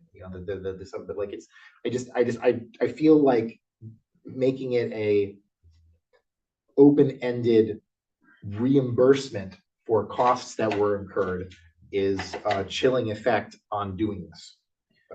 What I'll mention from our experience, this is like experience from like 4 years ago, when we were planning the first spring festival. We had a similar requirement, even though it was in the park, or we were also thinking of closing Embarcadero Del Mar at that time. And the way it worked was that you were required to have law enforcement, and it was up to them to decide, like up to law enforcement to decide how much you would need to achieve your event security. And you knew the number kind of going in, but it was a figure that you worked out with the law enforcement. Like, you tell them, here's what we're going to do. It's going to be these features, and then they give you a quote essentially. And then, it does say in the contract, like if an emergency happens or something happens where you need to up staff suddenly, you might be liable for those things. But I'm also just trying to remember the contract from 4 years ago, but essentially you work with them to get a number, and like for us, it was like $5,000. And so, I was against that open-ended clause 4 years ago. right, yeah. Yeah, it's not a blank check. I mean, it's in the same way that when we contract with our various folks, when we do our spring event, I mean, they know kind of how many people we're gonna serve, and they say they need to provide this many people for this many people that we're serving. It's not dissimilar to that. It's not a blank check. And it's not a surprise. Yeah. One thing that I guess it would be really helpful to hear what the business community is saying. If the business community is opposed to this, then it seems like they need to be able to weigh in. And so maybe the county needs to create a process by which they hear directly from the business community, one. And the second thing is there a value of not having road closures for private events? Right, so maybe the road closures are only for public events, for events such as by a nonprofit like IVCSD, like IVRPG, like UCSB, like those AS, so that it's not just when somebody wants to hold a private shopping experience, for example. I don't know, I'm just throwing things out there. Is the shopping thing not public? I mean, it's open to For the public. profit. but it's for I'm sorry, profit. I'm sorry, nonprofit versus profit, that's what I was, yeah. And we do know that Ivy Deli has been opposed and wants changes to this. But and I know from my experience when I was in AS, when we did Pardal Carnival, it was always, an effort to get the businesses to be on board with it every year. So closing Pardal has not been, from what I know, very popular with the businesses on Pardal.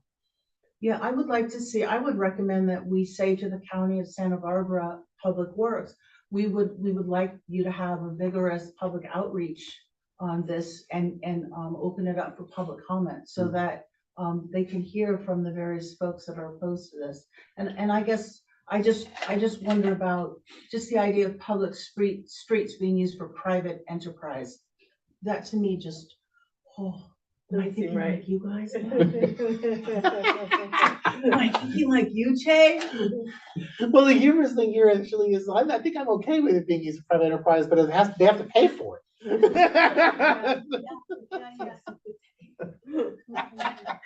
Yeah. I mean, this is public works. They're gonna do what they're gonna do, right? They will have a process. I mean, in the Yeah.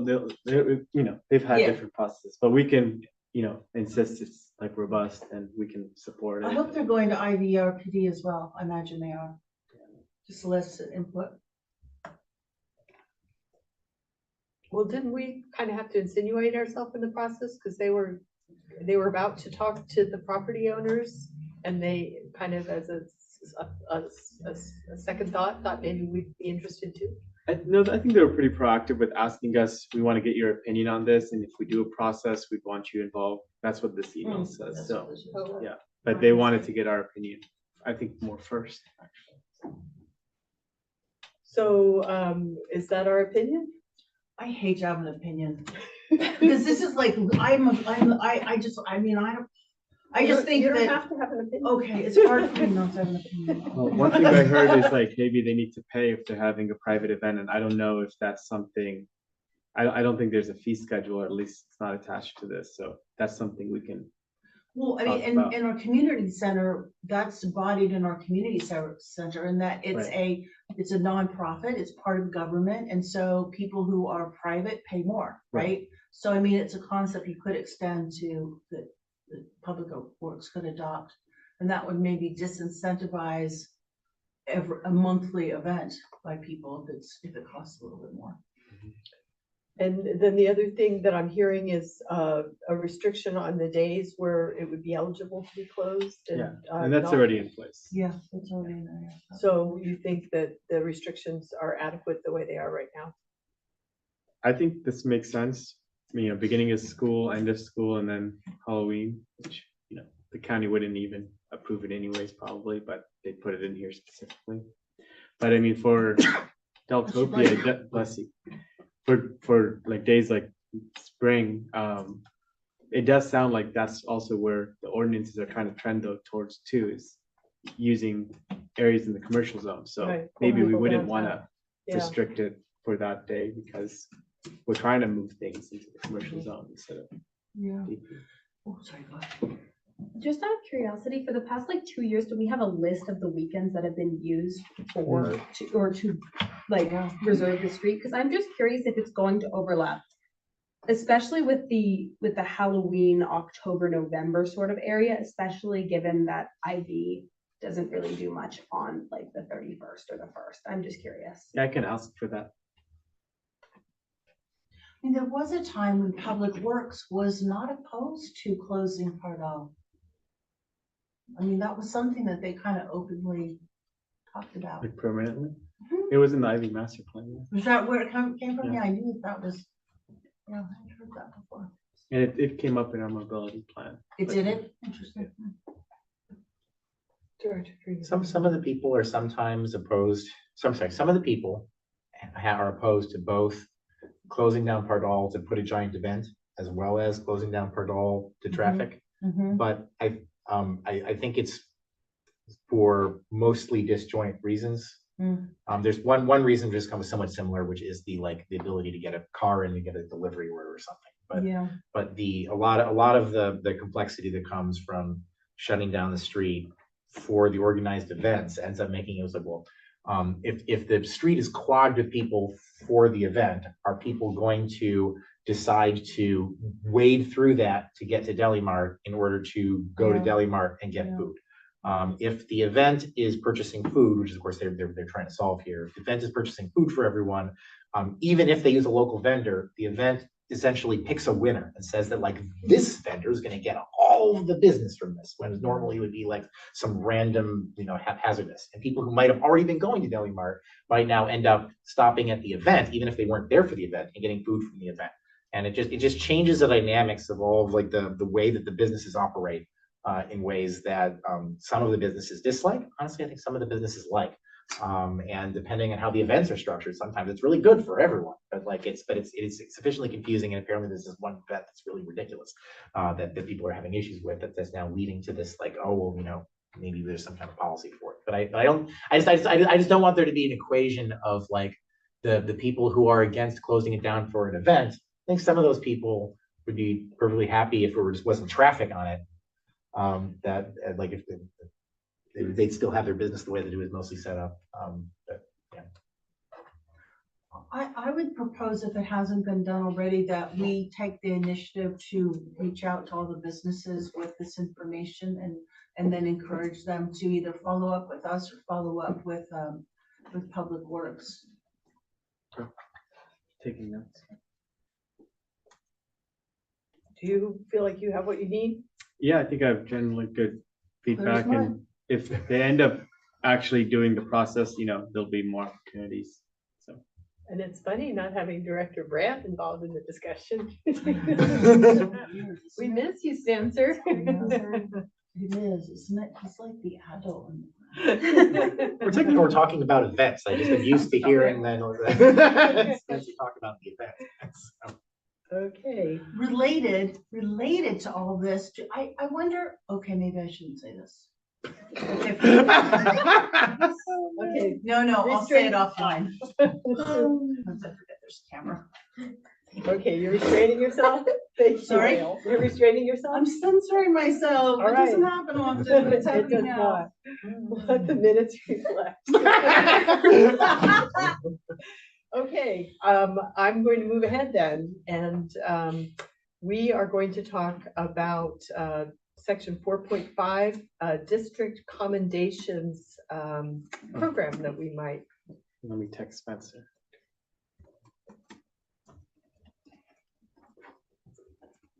Oh, he's back. Hey, everyone, I'm back.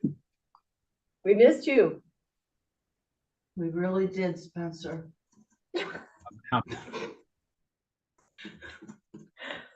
Christian referred to you as the adult in the room. And you were Did you missing. hear that? I don't know. Not a good sign.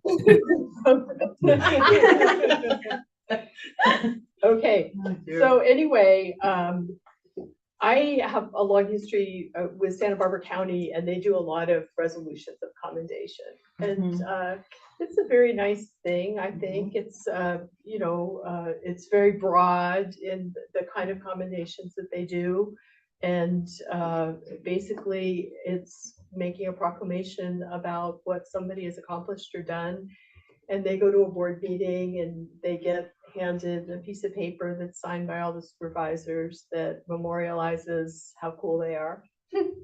And we are aware of a lot of cool things that go on in Isla Vista all the time, and contributions that are made not only by businesses but by individuals. I'm thinking about the woman who did that thesis on the cliffs, and then yeah, that was an awesome piece of work, and that she kept coming to share those findings with people. So anyway, and then I'm sure being in the community, everybody is aware of acts of public service and heroism that occur, and it just seems to me that it would be a nice thing to have some kind of program where we routinely recognize that. And when Spencer and I talked about it over that pitcher of beer, one of the things that we said was that our staff is extremely busy. And so we felt like it really should be a board program, and that we as board members should identify heroes that we want to acknowledge, and then also, do the write-up and, present it to staff pretty much ready to go, so that they don't have to take on any additional work burden on it. So that's what we were thinking. And then I don't know if, it's got like a clever name to it, or like a certain, the paper that it's on has a certain design to it, or, those are all things that we could consider. I'm gonna go first because you've gone first every time. Okay. She keeps looking right. Can I go first? I guess so. So I'm I clearly do not think, in control of this meeting. I do think I'm sorry, I just have to be obnoxious.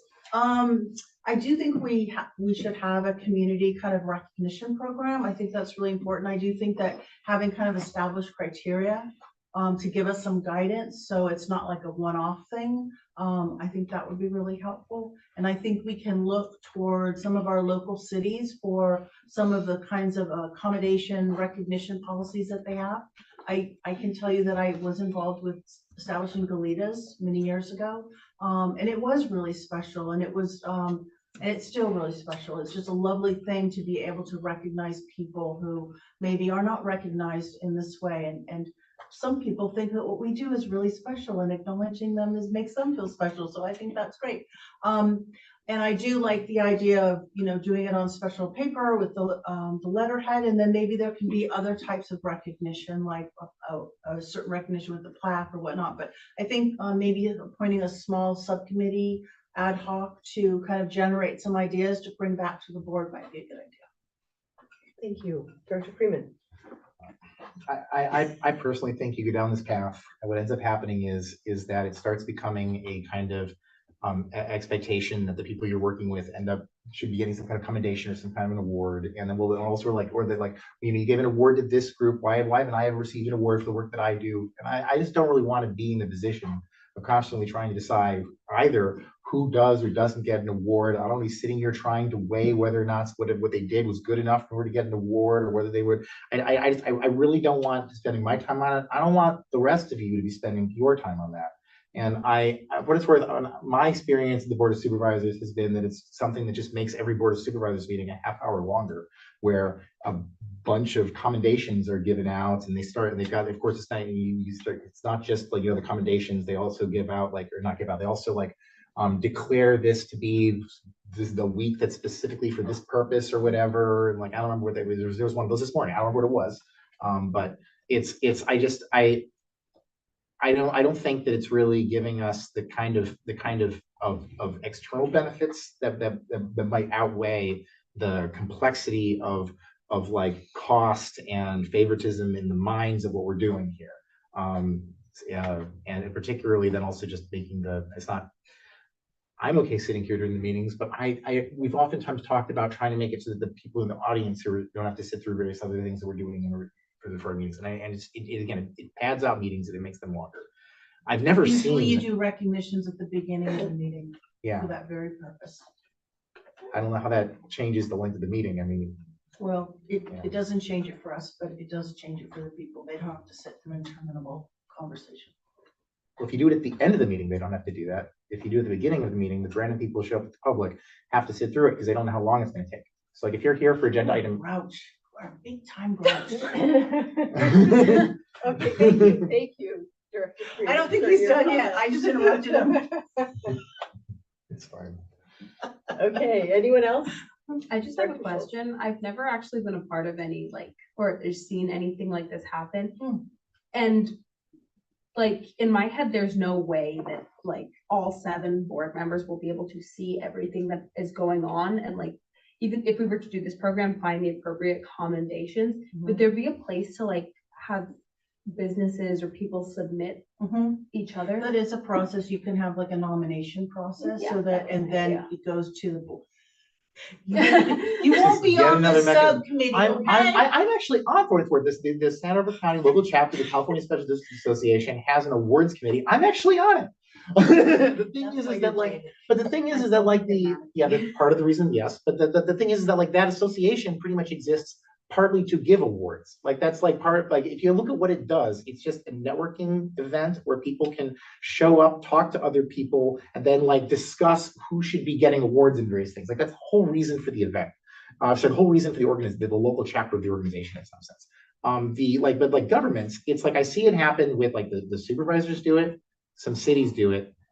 No special districts do this. The special districts don't spend their time being in a ward body, and there's an extent to which. Yeah, the first of this too. Yeah. And it just it makes everybody feel good. I mean, Okay. I don't even see a downside. Okay. What? There will be a downside the day that somebody starts providing commendations for things that feel really weird, and you're trying to decide, do I say no to this one today? This is why you have a policy. This is why you have a policy in place. A policy gets guidance. Policy gets guidance. And we will never say Jay voted no. No, I'm kidding. You'll do it in public session. Let's hear what Spencer the adult has to say. Again, I'm really worried if I'm the one who's being referred to as an adult. I'll just, when Carrie and I talked about the idea, the purpose of this was to increase engagement among sectors of the community that are not aware that we exist, and to give us an opportunity to recognize positive contributions that different individuals and organizations are making. And, I don't really think it needs to be overcomplicated. I like the idea of having some parameters. The goal was, when we spoke about it, was that, each meeting would be a different director's turn to write up their resolution and, invite the guests to the meeting to pass the honorary resolution. So there would only be, one per meeting, and it wouldn't suck up a lot of time, but it would hopefully help bring in people that are in the community, but maybe have never attended one of our meetings, to at least become a little bit more aware of some of the things that we're working on. So I see there as being value in that. And, it's not an award, it's a recognition. I think there's a distinction there. And it certainly is symbolic. And, I think that it would be a negative if we ended up spending a whole lot of time and staff resources on it, just for opportunity cost sake. But if done in a way with parameters, it can be something that's really positive. And I probably write in my day job, probably 2 or 3 of these a month, sometimes more. And I have really seen firsthand, you really never fully grasp how much it can mean to a group of people to have themselves recognized in a public forum.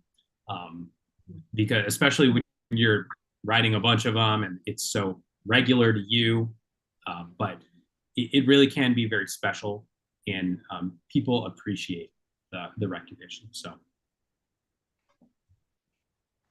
Okay, well, I like the idea that we would have an ad hoc committee, and Yeah. Kirsten, it seems like Yeah. you'd be a great person to have on it. Me and Anybody? Jay will do it. Well, I'm not inviting Jay to be on this. Anybody else like to meet with Kirsten to talk about this? Jay, this is your Well, I'm chance actually, to have input into the very process that you detest. well, actually, I'm actually questioning, I'm like, what is this ad hoc committee for? Just to come up with the Yeah. policies. So the way it was agendized is to give direction to policy committee. Oh, dang. When the policy Which, committee- which means it's gonna go to me. That might not mean we might have an out. What do you want? Yeah, I mean, you could have the policy committee review the final language, but you can create an ad hoc to work out not the policy details, but like what the program's supposed to let's be, do like that. the goals, the parameters. Then the policy committee can, do the details, but I think there's Okay. still like ideas about like what exactly it's gonna be and Yeah, how it's gonna work, so. I'm super down for it. All right. Do you want to be on it, Spencer? Spencer, do you want to work with me on this? I'll work with you. You will? If draft, but I think that anyone else on the board who's interested in this would be able to do a good job on this. Kirsten and I will do it. We're gonna do it. We haven't had coffee in a while. We haven't.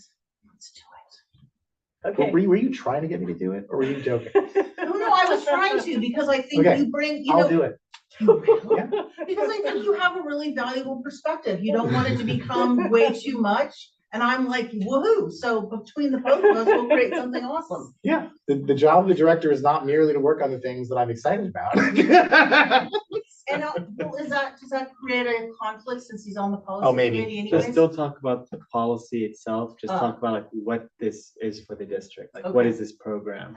And Okay. then, Hopefully we won't. For what it's worth, I liked Spencer's description of it. I will say, so. Yes. And Okay. If I can just, for what it's worth for me, I understand what you're talking about, Director Friedman, of not wanting it to become too broad and to put the board in difficult situations. And I think that that is what I would hope a procedure or policy would help to address, is put parameters on what it's supposed to be.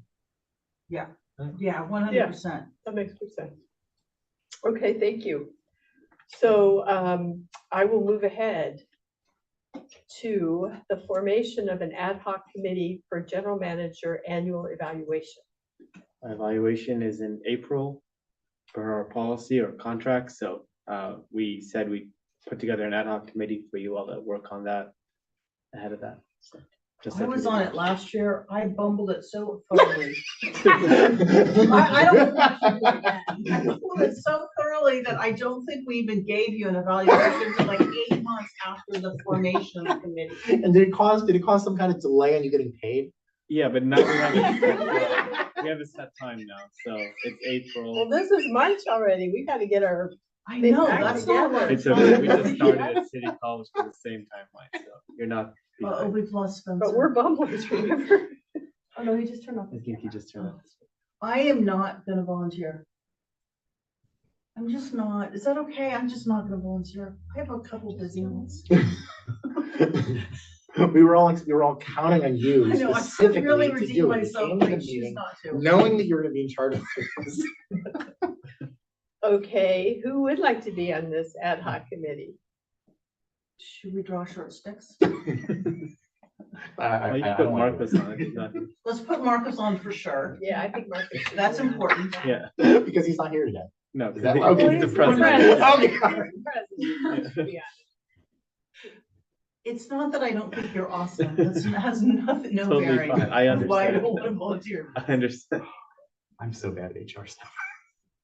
Yeah, I just feel like I don't really have a lot of like, I feel like I think I was on it last year and I felt like I didn't like bring.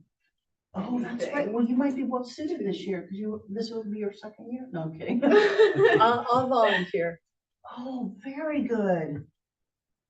Have we ever thought about having an external person part of this? And the only reason I mention it is because it's good to get other people's input on the work that you're doing, but maybe not. I don't know. I've just thought of that. I mean, I think that's what the ad hoc committee can hash out is like how Really? you want to go about the evaluation. I mean, I guess the board can give direction on that too, but What? I had some kind of like really complicated way that to try to do that and to try to provide external things. And at the time we had an assistant, was it her title, assistant general manager, who in fact was very good at HR. And I kind of remember her effectively saying, I don't think this is legal, and let's figure out an internal process. You could do a 360 review. That's pretty common. The 360 reviews are so awesome and so helpful. I think it'd be really nice for you to get that. So that's It could be something. really helpful in your career. Yeah.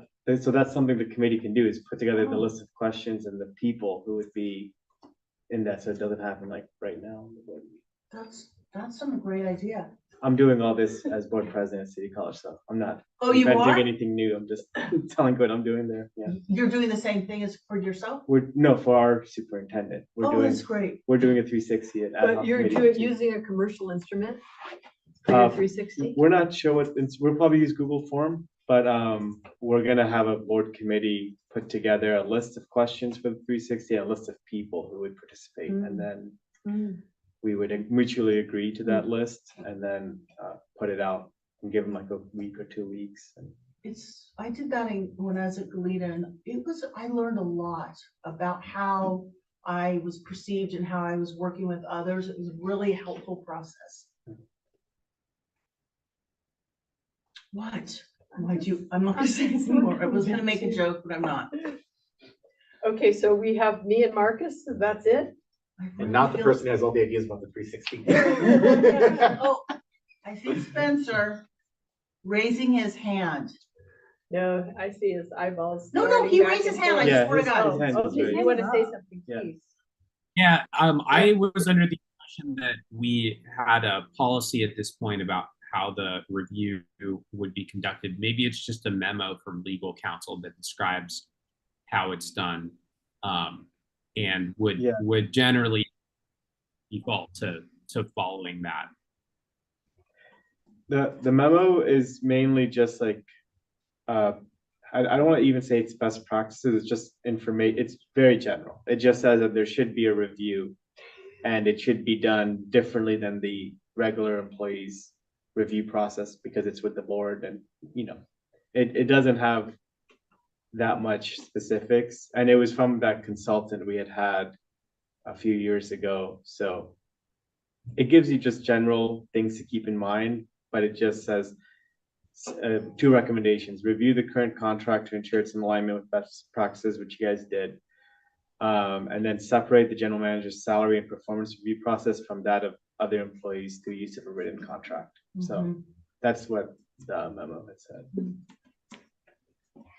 So if you were doing a 360, people you a little bit more hesitant the 360 review in the past, just because of the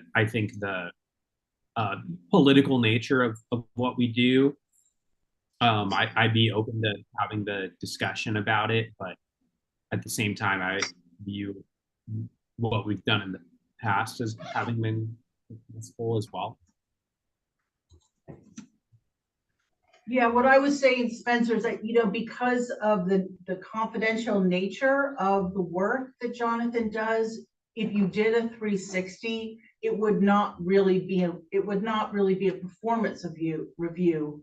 It would simply be an instrument to provide information on how he's perceived working in external audiences. So it wouldn't be questions about salary or anything like that. It would be just more impressions and examples of working with you. But so it could be in addition to, but whatever. I mean, I'm not even. If it was in addition, I would have less of a problem with it. When I did it, my 360 was only for me. Nobody else saw it.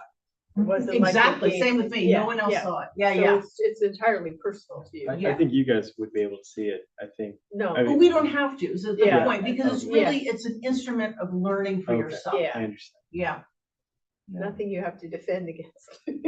Yeah, and it could be in addition to an internal process that this committee creates. Okay, so just me and Marcus, huh? Okay, I feel bad. that's all right.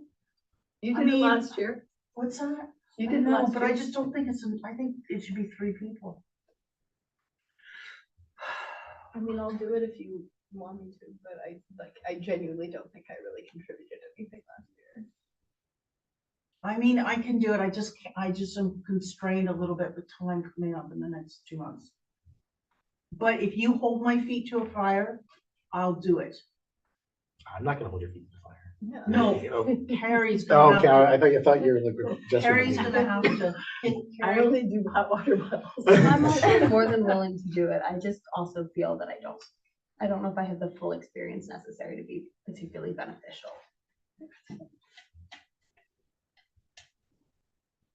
Why don't we ask Ella to do it? That's fine. Yeah.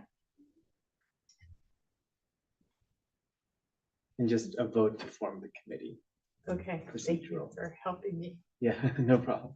All right, so we've laid out an ad hoc committee that consists of Ella, myself, and Marcus. And do I have a motion to create that? I move to create the wonderful committee to analyze our general manager. Thank you for the adjective. You're welcome. Made by Deshler. Seconded by. Sure. I'll second. All right, seconded by Schultz. All in favor, excuse me, roll No call problem. vote, please. Director Topliff, Yes. Brent. Oh, he's frozen. He's frozen. Brent, do you vote yes? On that Oh, motion? yes. Dashler, Yes. Freeman, Yes. Craig, Yes. Schultz. Yep. We're doing great. We are great.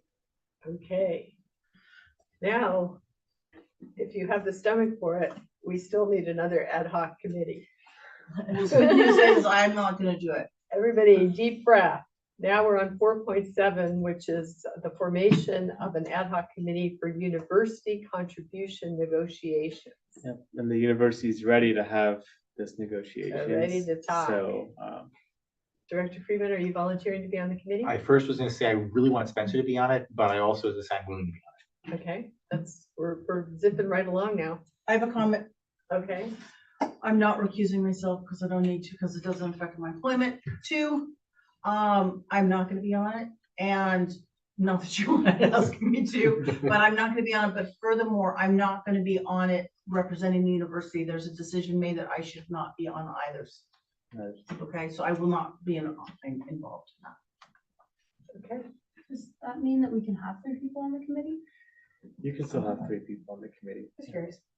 Okay, so we have a volunteer from Director it. I Freeman. think she was referring to the issue before where if we had 2 people, but Kirsten was on the other side, it formed a committee. So Yeah. now we can actually. Yeah, because of the parking site. Yeah. Yeah, and I won't be, so don't worry about Yeah. that.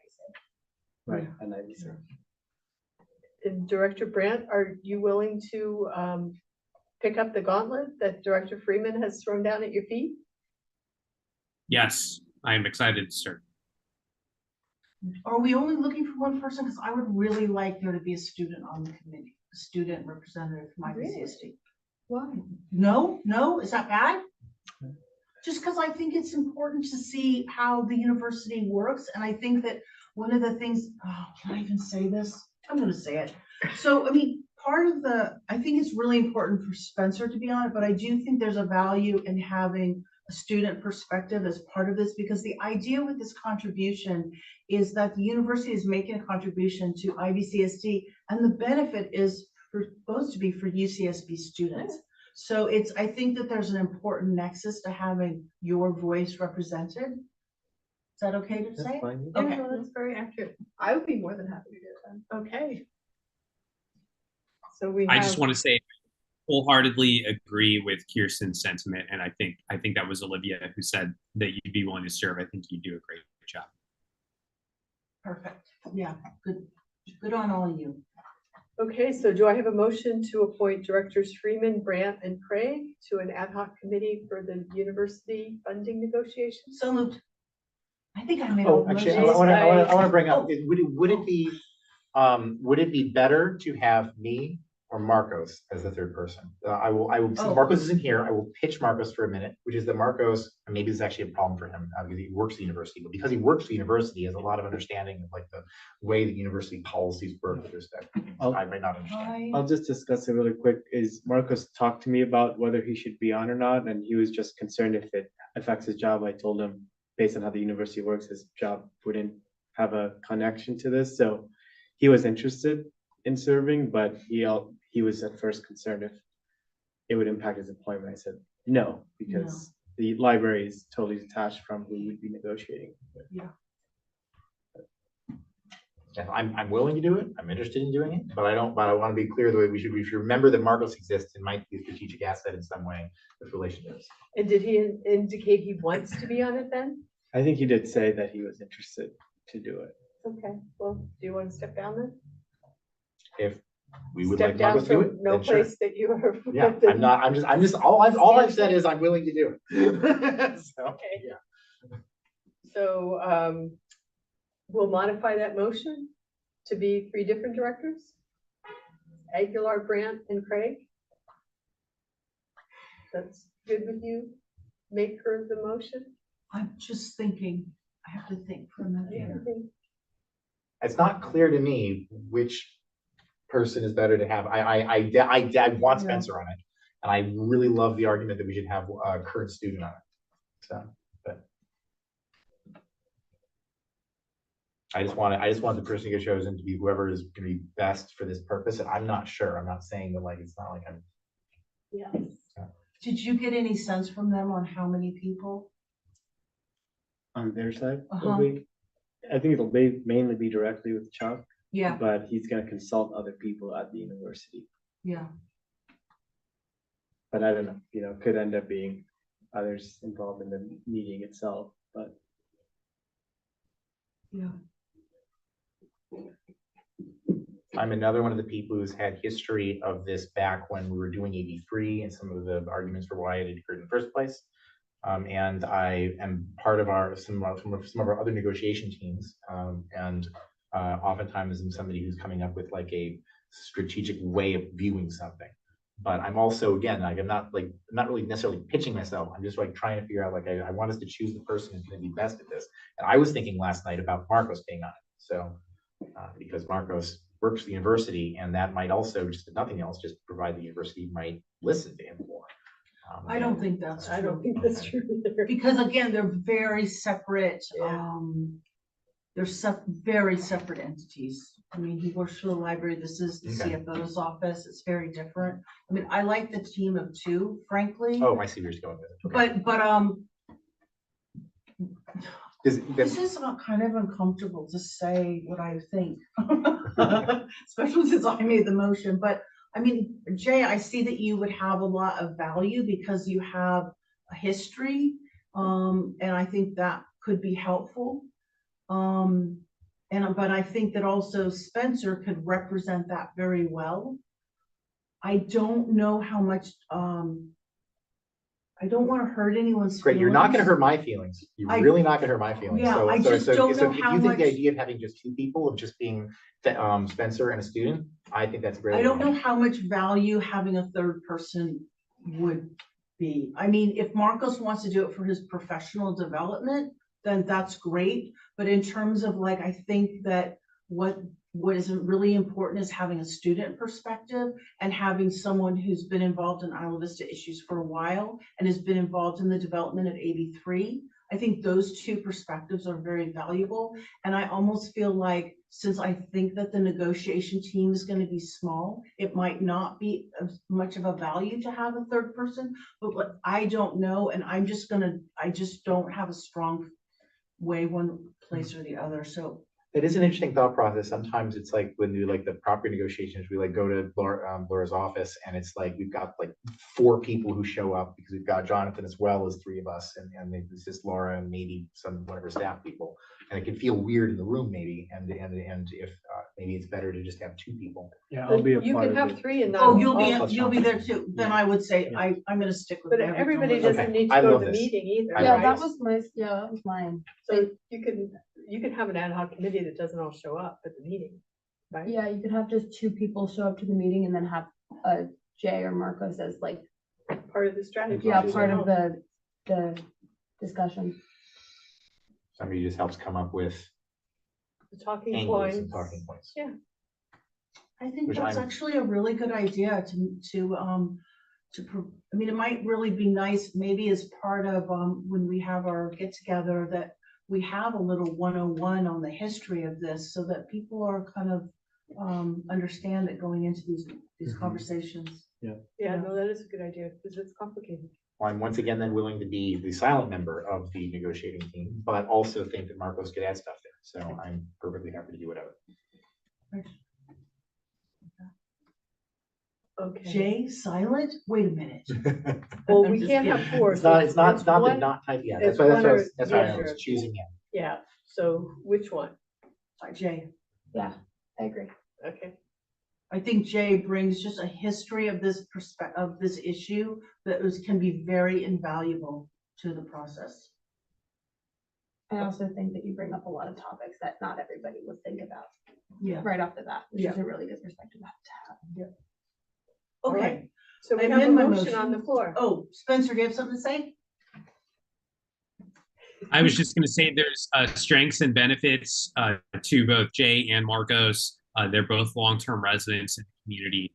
I think that the symbolism, especially of having Jay involved in the group, is that we are a board of diverse opinions and we don't always agree on stuff, but being able to show united between all the different diverse aspects of the board, I think would be really helpful. And I think that Jay helps bring that to the table. Yeah. Yeah, I think so. I agree. And I think Marcos would do a great job, but I have experience in doing negotiations with the CFO, and it can be an intimidating process. And even though his job would not be affected, it's a bit heady. And I think Jay would do a great job. Okay. So we have a motion on the floor. Do we have a Yes. second? Sure, again. Okay, Schultz, seconds. Any discussion further? Or shall we just move ahead to a roll call vote? Let's vote. Director Topliff, Yes. Brent, Yes. Deschler, Yes. Freeman, Yes. Schultz, Yes. Craig. Here, yes. Is that a bad thing that we haven't asked the public for any commentary today? There's no members of the. Okay. Laugh till we Just have, us. laugh till we have a very formal process where it's like, are there any, requests from members of the public? And then we have to go to the clerk and the clerk yeah. will go and explain Yes. that there are no members of the public. Yeah. Okay, so now we're into section 5, reports. Reports. Do any of the members of the board want to make a report? I can say something. Well, please do. Who did I go with to this event? Jonathan. Jonathan and I went to an event last week. Was it last week? For community Week and a special half. districts? Week and a half ago, Special districts committee? California Special Districts Association. Yeah, we went to an event honoring our assembly member Greg Hart. Oh, cool. And it was a lovely event, and it was at the Montecito Fire District. Super nice. What? Super nice. I'm embarrassed to say I did not realize how many districts there were, and didn't realize like us in the fire district, like we're one and the same. We do super cool stuff in a very niche kind of environment. It was really lovely. The assembly member made really nice comments. We met the new public affairs manager for the Central Coast, Mhm. Rochelle Narahan, Mhm. which was lovely. And so that's all. It was fun. That was a Fun. good event. I was like early in the morning. 9 a.m. It was yeah. so early. Yeah. Yeah. I was not my best self. In fact, I think I may have been late. Shocking. I was a little late too. Yeah. That's all I had to say. Was this Thank reports? you. I already. And reports from the board. Okay, yeah. Would you like to say something? So on April 22nd, there is a award ceremony for the local chapter of the California Specialist Association will be putting on. And will be located at the Frog Bar and Grill in the evening. And there have been multiple nominations across different categories involving the Isla Vista Community Service District. And so might be awards that are given them. April 22nd, Frog Bar and Grill. Frog Bar. Frog Bar. Yeah, so it's the Glen Annie Golf Course. I know exactly where it Okay, is. yes. And we submitted, at least I can tell you, I submitted for Dixon Research Unlimited to get an Oh, award. very nice. Do they know ahead of time if they win, so they show up? We Oh. have some, we will, right, early April? Yeah. So we will definitely know at our next board meeting, which is April 2nd. If nothing else, we will take a vote then. We might have a process that does it by email before that, but the plaque engravers, it turns out, did not need much ahead lead time, and so the process of doing it by email may have stalled, but just did do it during the April 2nd board meeting. Nice. April 22nd. Okay. Yeah. The other thing is that this morning, Jonathan alerted us to something that at the Board of Supervisors which was that there's a thing specifically that I want to bring up related to this. So I'm going to lead into a little bit of this, which is that there was the county is hiring a consultant to look into options for workforce housing in the county, and are evaluating various locations. And on their list of locations they were evaluating, it was the bottom section of the loop, which I described that way because I looked into the parcel numbers last night, and the parcel numbers were not just the community center, but were the community center and Perfect Park. And despite going to the board meeting this morning, I mean, I just zoomed in. Carrie went to the board meeting, but I was the one person who pointed out in public comment that they were evaluating a property that they don't own, Perfect Park.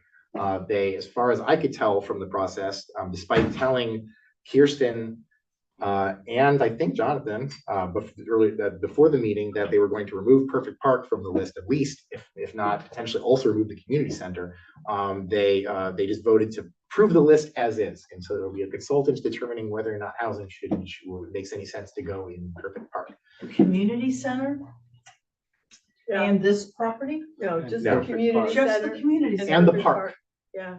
That's the thing maybe they meant to say this property. They did not have this parcel number. This parcel is smaller than that. For that parcel, I checked the size of Perfect Park. Like the map is showing it as like listed there. The description of it is the churches in the parking lot. If I think about the reason why, because it lists in the staff report why various properties got to the short list, the reason why this property would have gotten to the short list makes a lot more sense if you think it includes the entire 1.69 or 1.67 acres that includes Perfect Park and the parking lots that are there, which were listed as part of the use case. It's they just decided to vote through the list as is. And I figured the consultant will figure out that they don't even own most of that land, and will probably, but it's just like a waste of county money and nothing else. But like it's just really annoying. So Well, that Kirsten was is really going to try to get another interesting. meeting to figure out why that didn't even like come up at the staff level, because despite the staff telling her that they would get removed, and then the staff were just like, no, just put it through Well, and they listed everything. it as a church parking lot. Yeah. So it was a So bad just list. planning committee, planning It was, department, it was CEO's coming from office. community. CEO's office. I mean, yeah. No, community services. Oh, community services. Sorry, the CEO. Yeah, and they was have the a one who brand spoke new on it. director who's from out of the area. Yeah. And didn't Laura tell you that the list was imperfect in Yeah, many ways? Laura did. Supervisor Keff And said she it was a also told mistake, you, and yeah, other parcels are on there, like the debris basins and Summerlin's Park that shouldn't be on there either. That's bad. They did, and then Supervisor Nelson mentioned that there are floodplain parcels that were on there in Santa Maria, but they kept the list as is, despite. well, and I think it was because he said, if you're gonna start changing the list, Then, I yeah. wanna. Was I it wanna on pull some consent? things Is too. that why? It was, but it got pulled by Supervisor Keff. because we were all poking at it, including Kirsten this morning, calling a bunch of people and really rattling, like, we are here to put housing in our park. And also I listed, Jonathan alerted us, but I don't know if the original source of it, if that's secret enough, that person alerted you. I heard from county staff. Okay. On Monday. Oh, you gotta be vigilant, huh? Yeah. But we did hear from 3 supervisors, Williams, the Capps, and podium Hartman, who about how said important the community we want to center preserve is. the community center and its use. So at least our advocacy worked in some way. We didn't get everything we wanted or what our ideal situation, but at least we got verbal support that An acknowledgement of how important the community center is and how committed they are to our having it. this study will be complete in August. So Maybe we need to write an official letter to the community services director. That's it. Yeah, let's do that. I think we should do that. Can I say that during this time? Sure. Okay. I'll bring it to the next board meeting. It's future agenda item. Okay. I think the line there is, you can suggest we do that, Jonathan can agendize it, but we should not provide our opinion on whether we agree or not. And maybe But we can't do a we joint just- letter with IVRPD. And can't we Make it just do it? stronger. Does he need to bring it back to us? What? Does he? No. No, just do it. Oh, I see. Yeah, but I would say maybe do a joint letter, make it Yeah, strong. especially because their property is on there. That's like bogus. And copy the CEO and our district supervisor.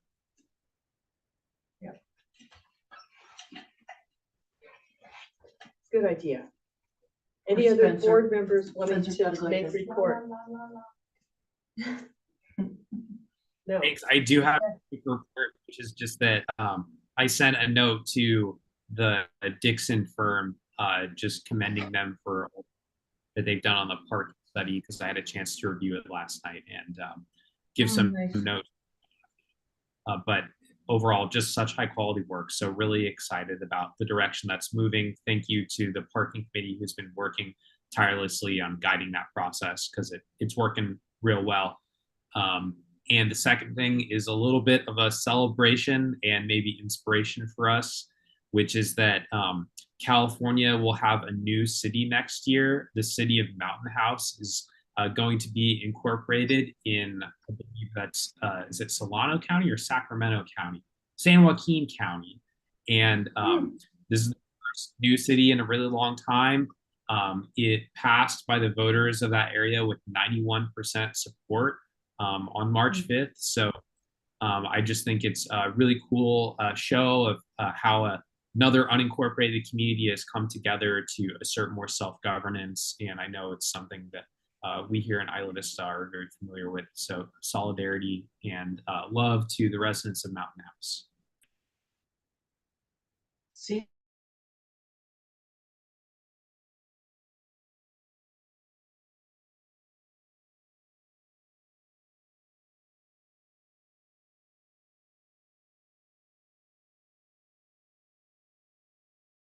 Standing and ad hoc committees.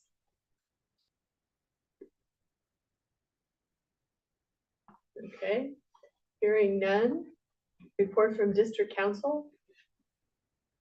Hi, everyone. Can you hear me? Good evening. Hi. Yes, we can. I have a brief report. So every once in a while, when Ross was here and since I've been here, we've updated you on our law firm's diversity, equity, and inclusion efforts. And I just wanted to notify the board that tomorrow I will be giving a presentation at a conference for California HR government professionals regarding the impacts of unconscious bias and microaggressions and fostering a more safe and inclusive workforce. So that's new on my front. Exciting. Very exciting. Good luck. You'll Thank you. knock it out of the park. I have an early flight tomorrow to get up there, so. Okay, how about a report? Actually, I've got a question. Actually, not just on the previous, on the standing and ad hoc committees report. We did not have a parking committee meeting, and this time it was not canceled. It wasn't my fault. I'm curious what happened. It was the election day. Oh, there we go. Okay, Space and all that. Community centers and polling center. perfect. There you go. And then the general manager's report.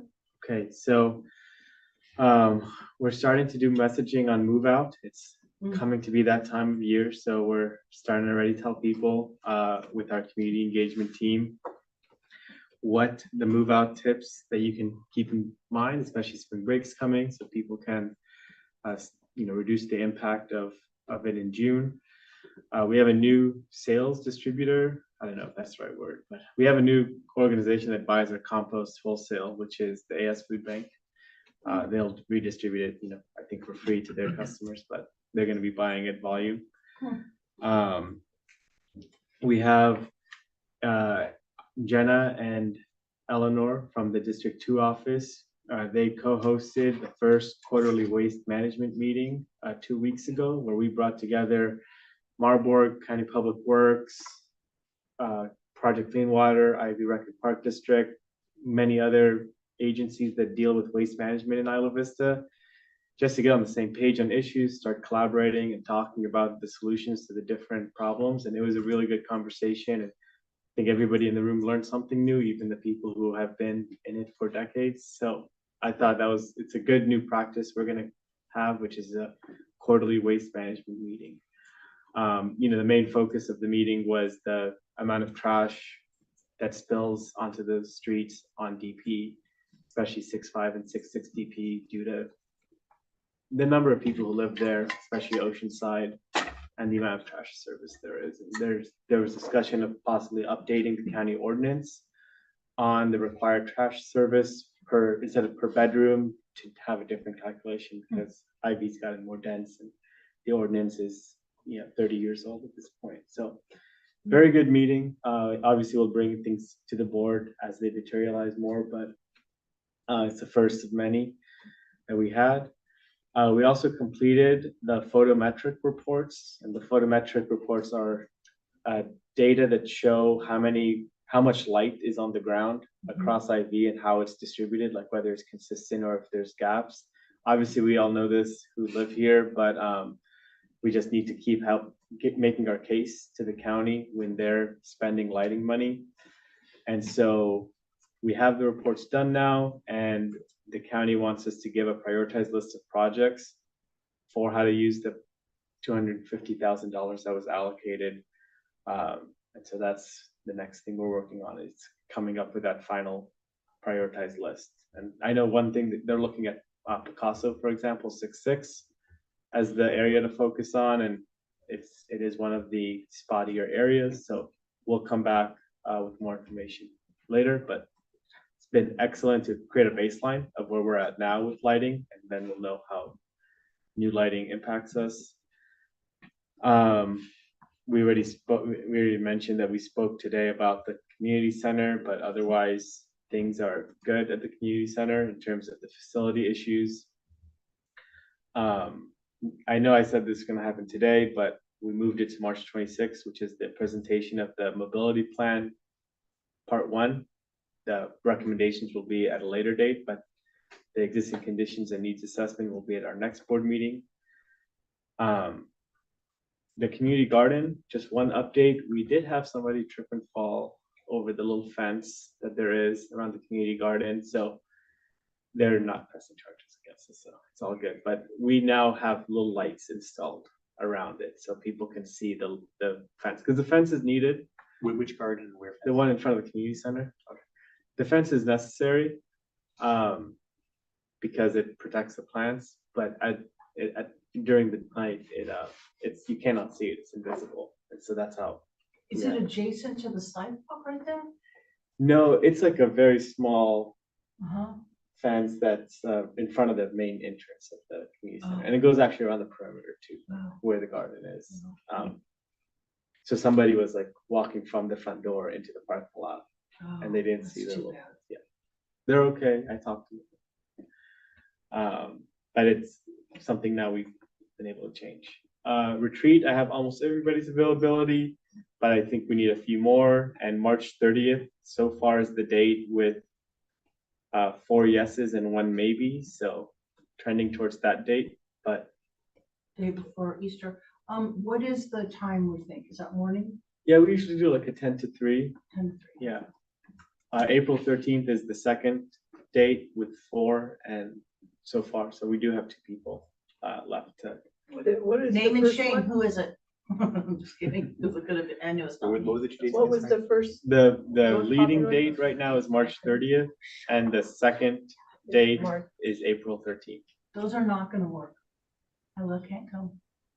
No, I'm just saying what the. I'm the ranking- problem, I know, Yeah. I'm sorry. But you're Miss the, me. I had you as a maybe for the 30th, right? And, Or you said, Jonathan, when I filled out the thing, I said I was not available on March 23rd or 24th, but Yeah. I believe I will be available after okay, all.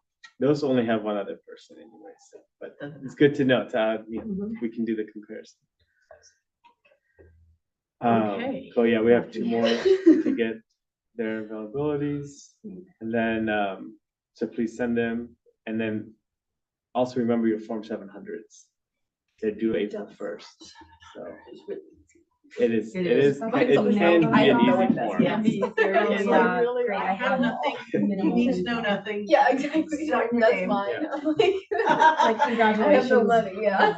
Are you concluded? Yeah, that's it. Okay, so I will mention that our next meeting is March 26th and ask if there is anyone who wants to have something agendized for that date.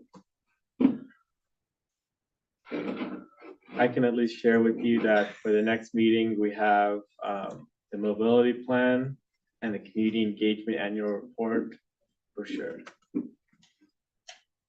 Okay, then let's go ahead and adjourn. Move Thank to you, adjourn. everyone. I don't think Yeah, you need to do that. She can just gavel it. I just did it. Oh, We're done. Spencer's All-powerful mid Carrie. talk. Spencer has something to say. Yes, that's I it. was just giving a suggestion for a future item, but it's not pressing, so I can talk about a future meeting. And we didn't talk at all about this thing we have here. You got it, it was on the agenda last meeting, but the physical This is copies just a just came follow-up in. of the So actual report. it's just a physical copy. Since they made them for us, we're Yeah. gonna pass them out. I haven't read it yet. This is our audit? Yeah, no, she ended.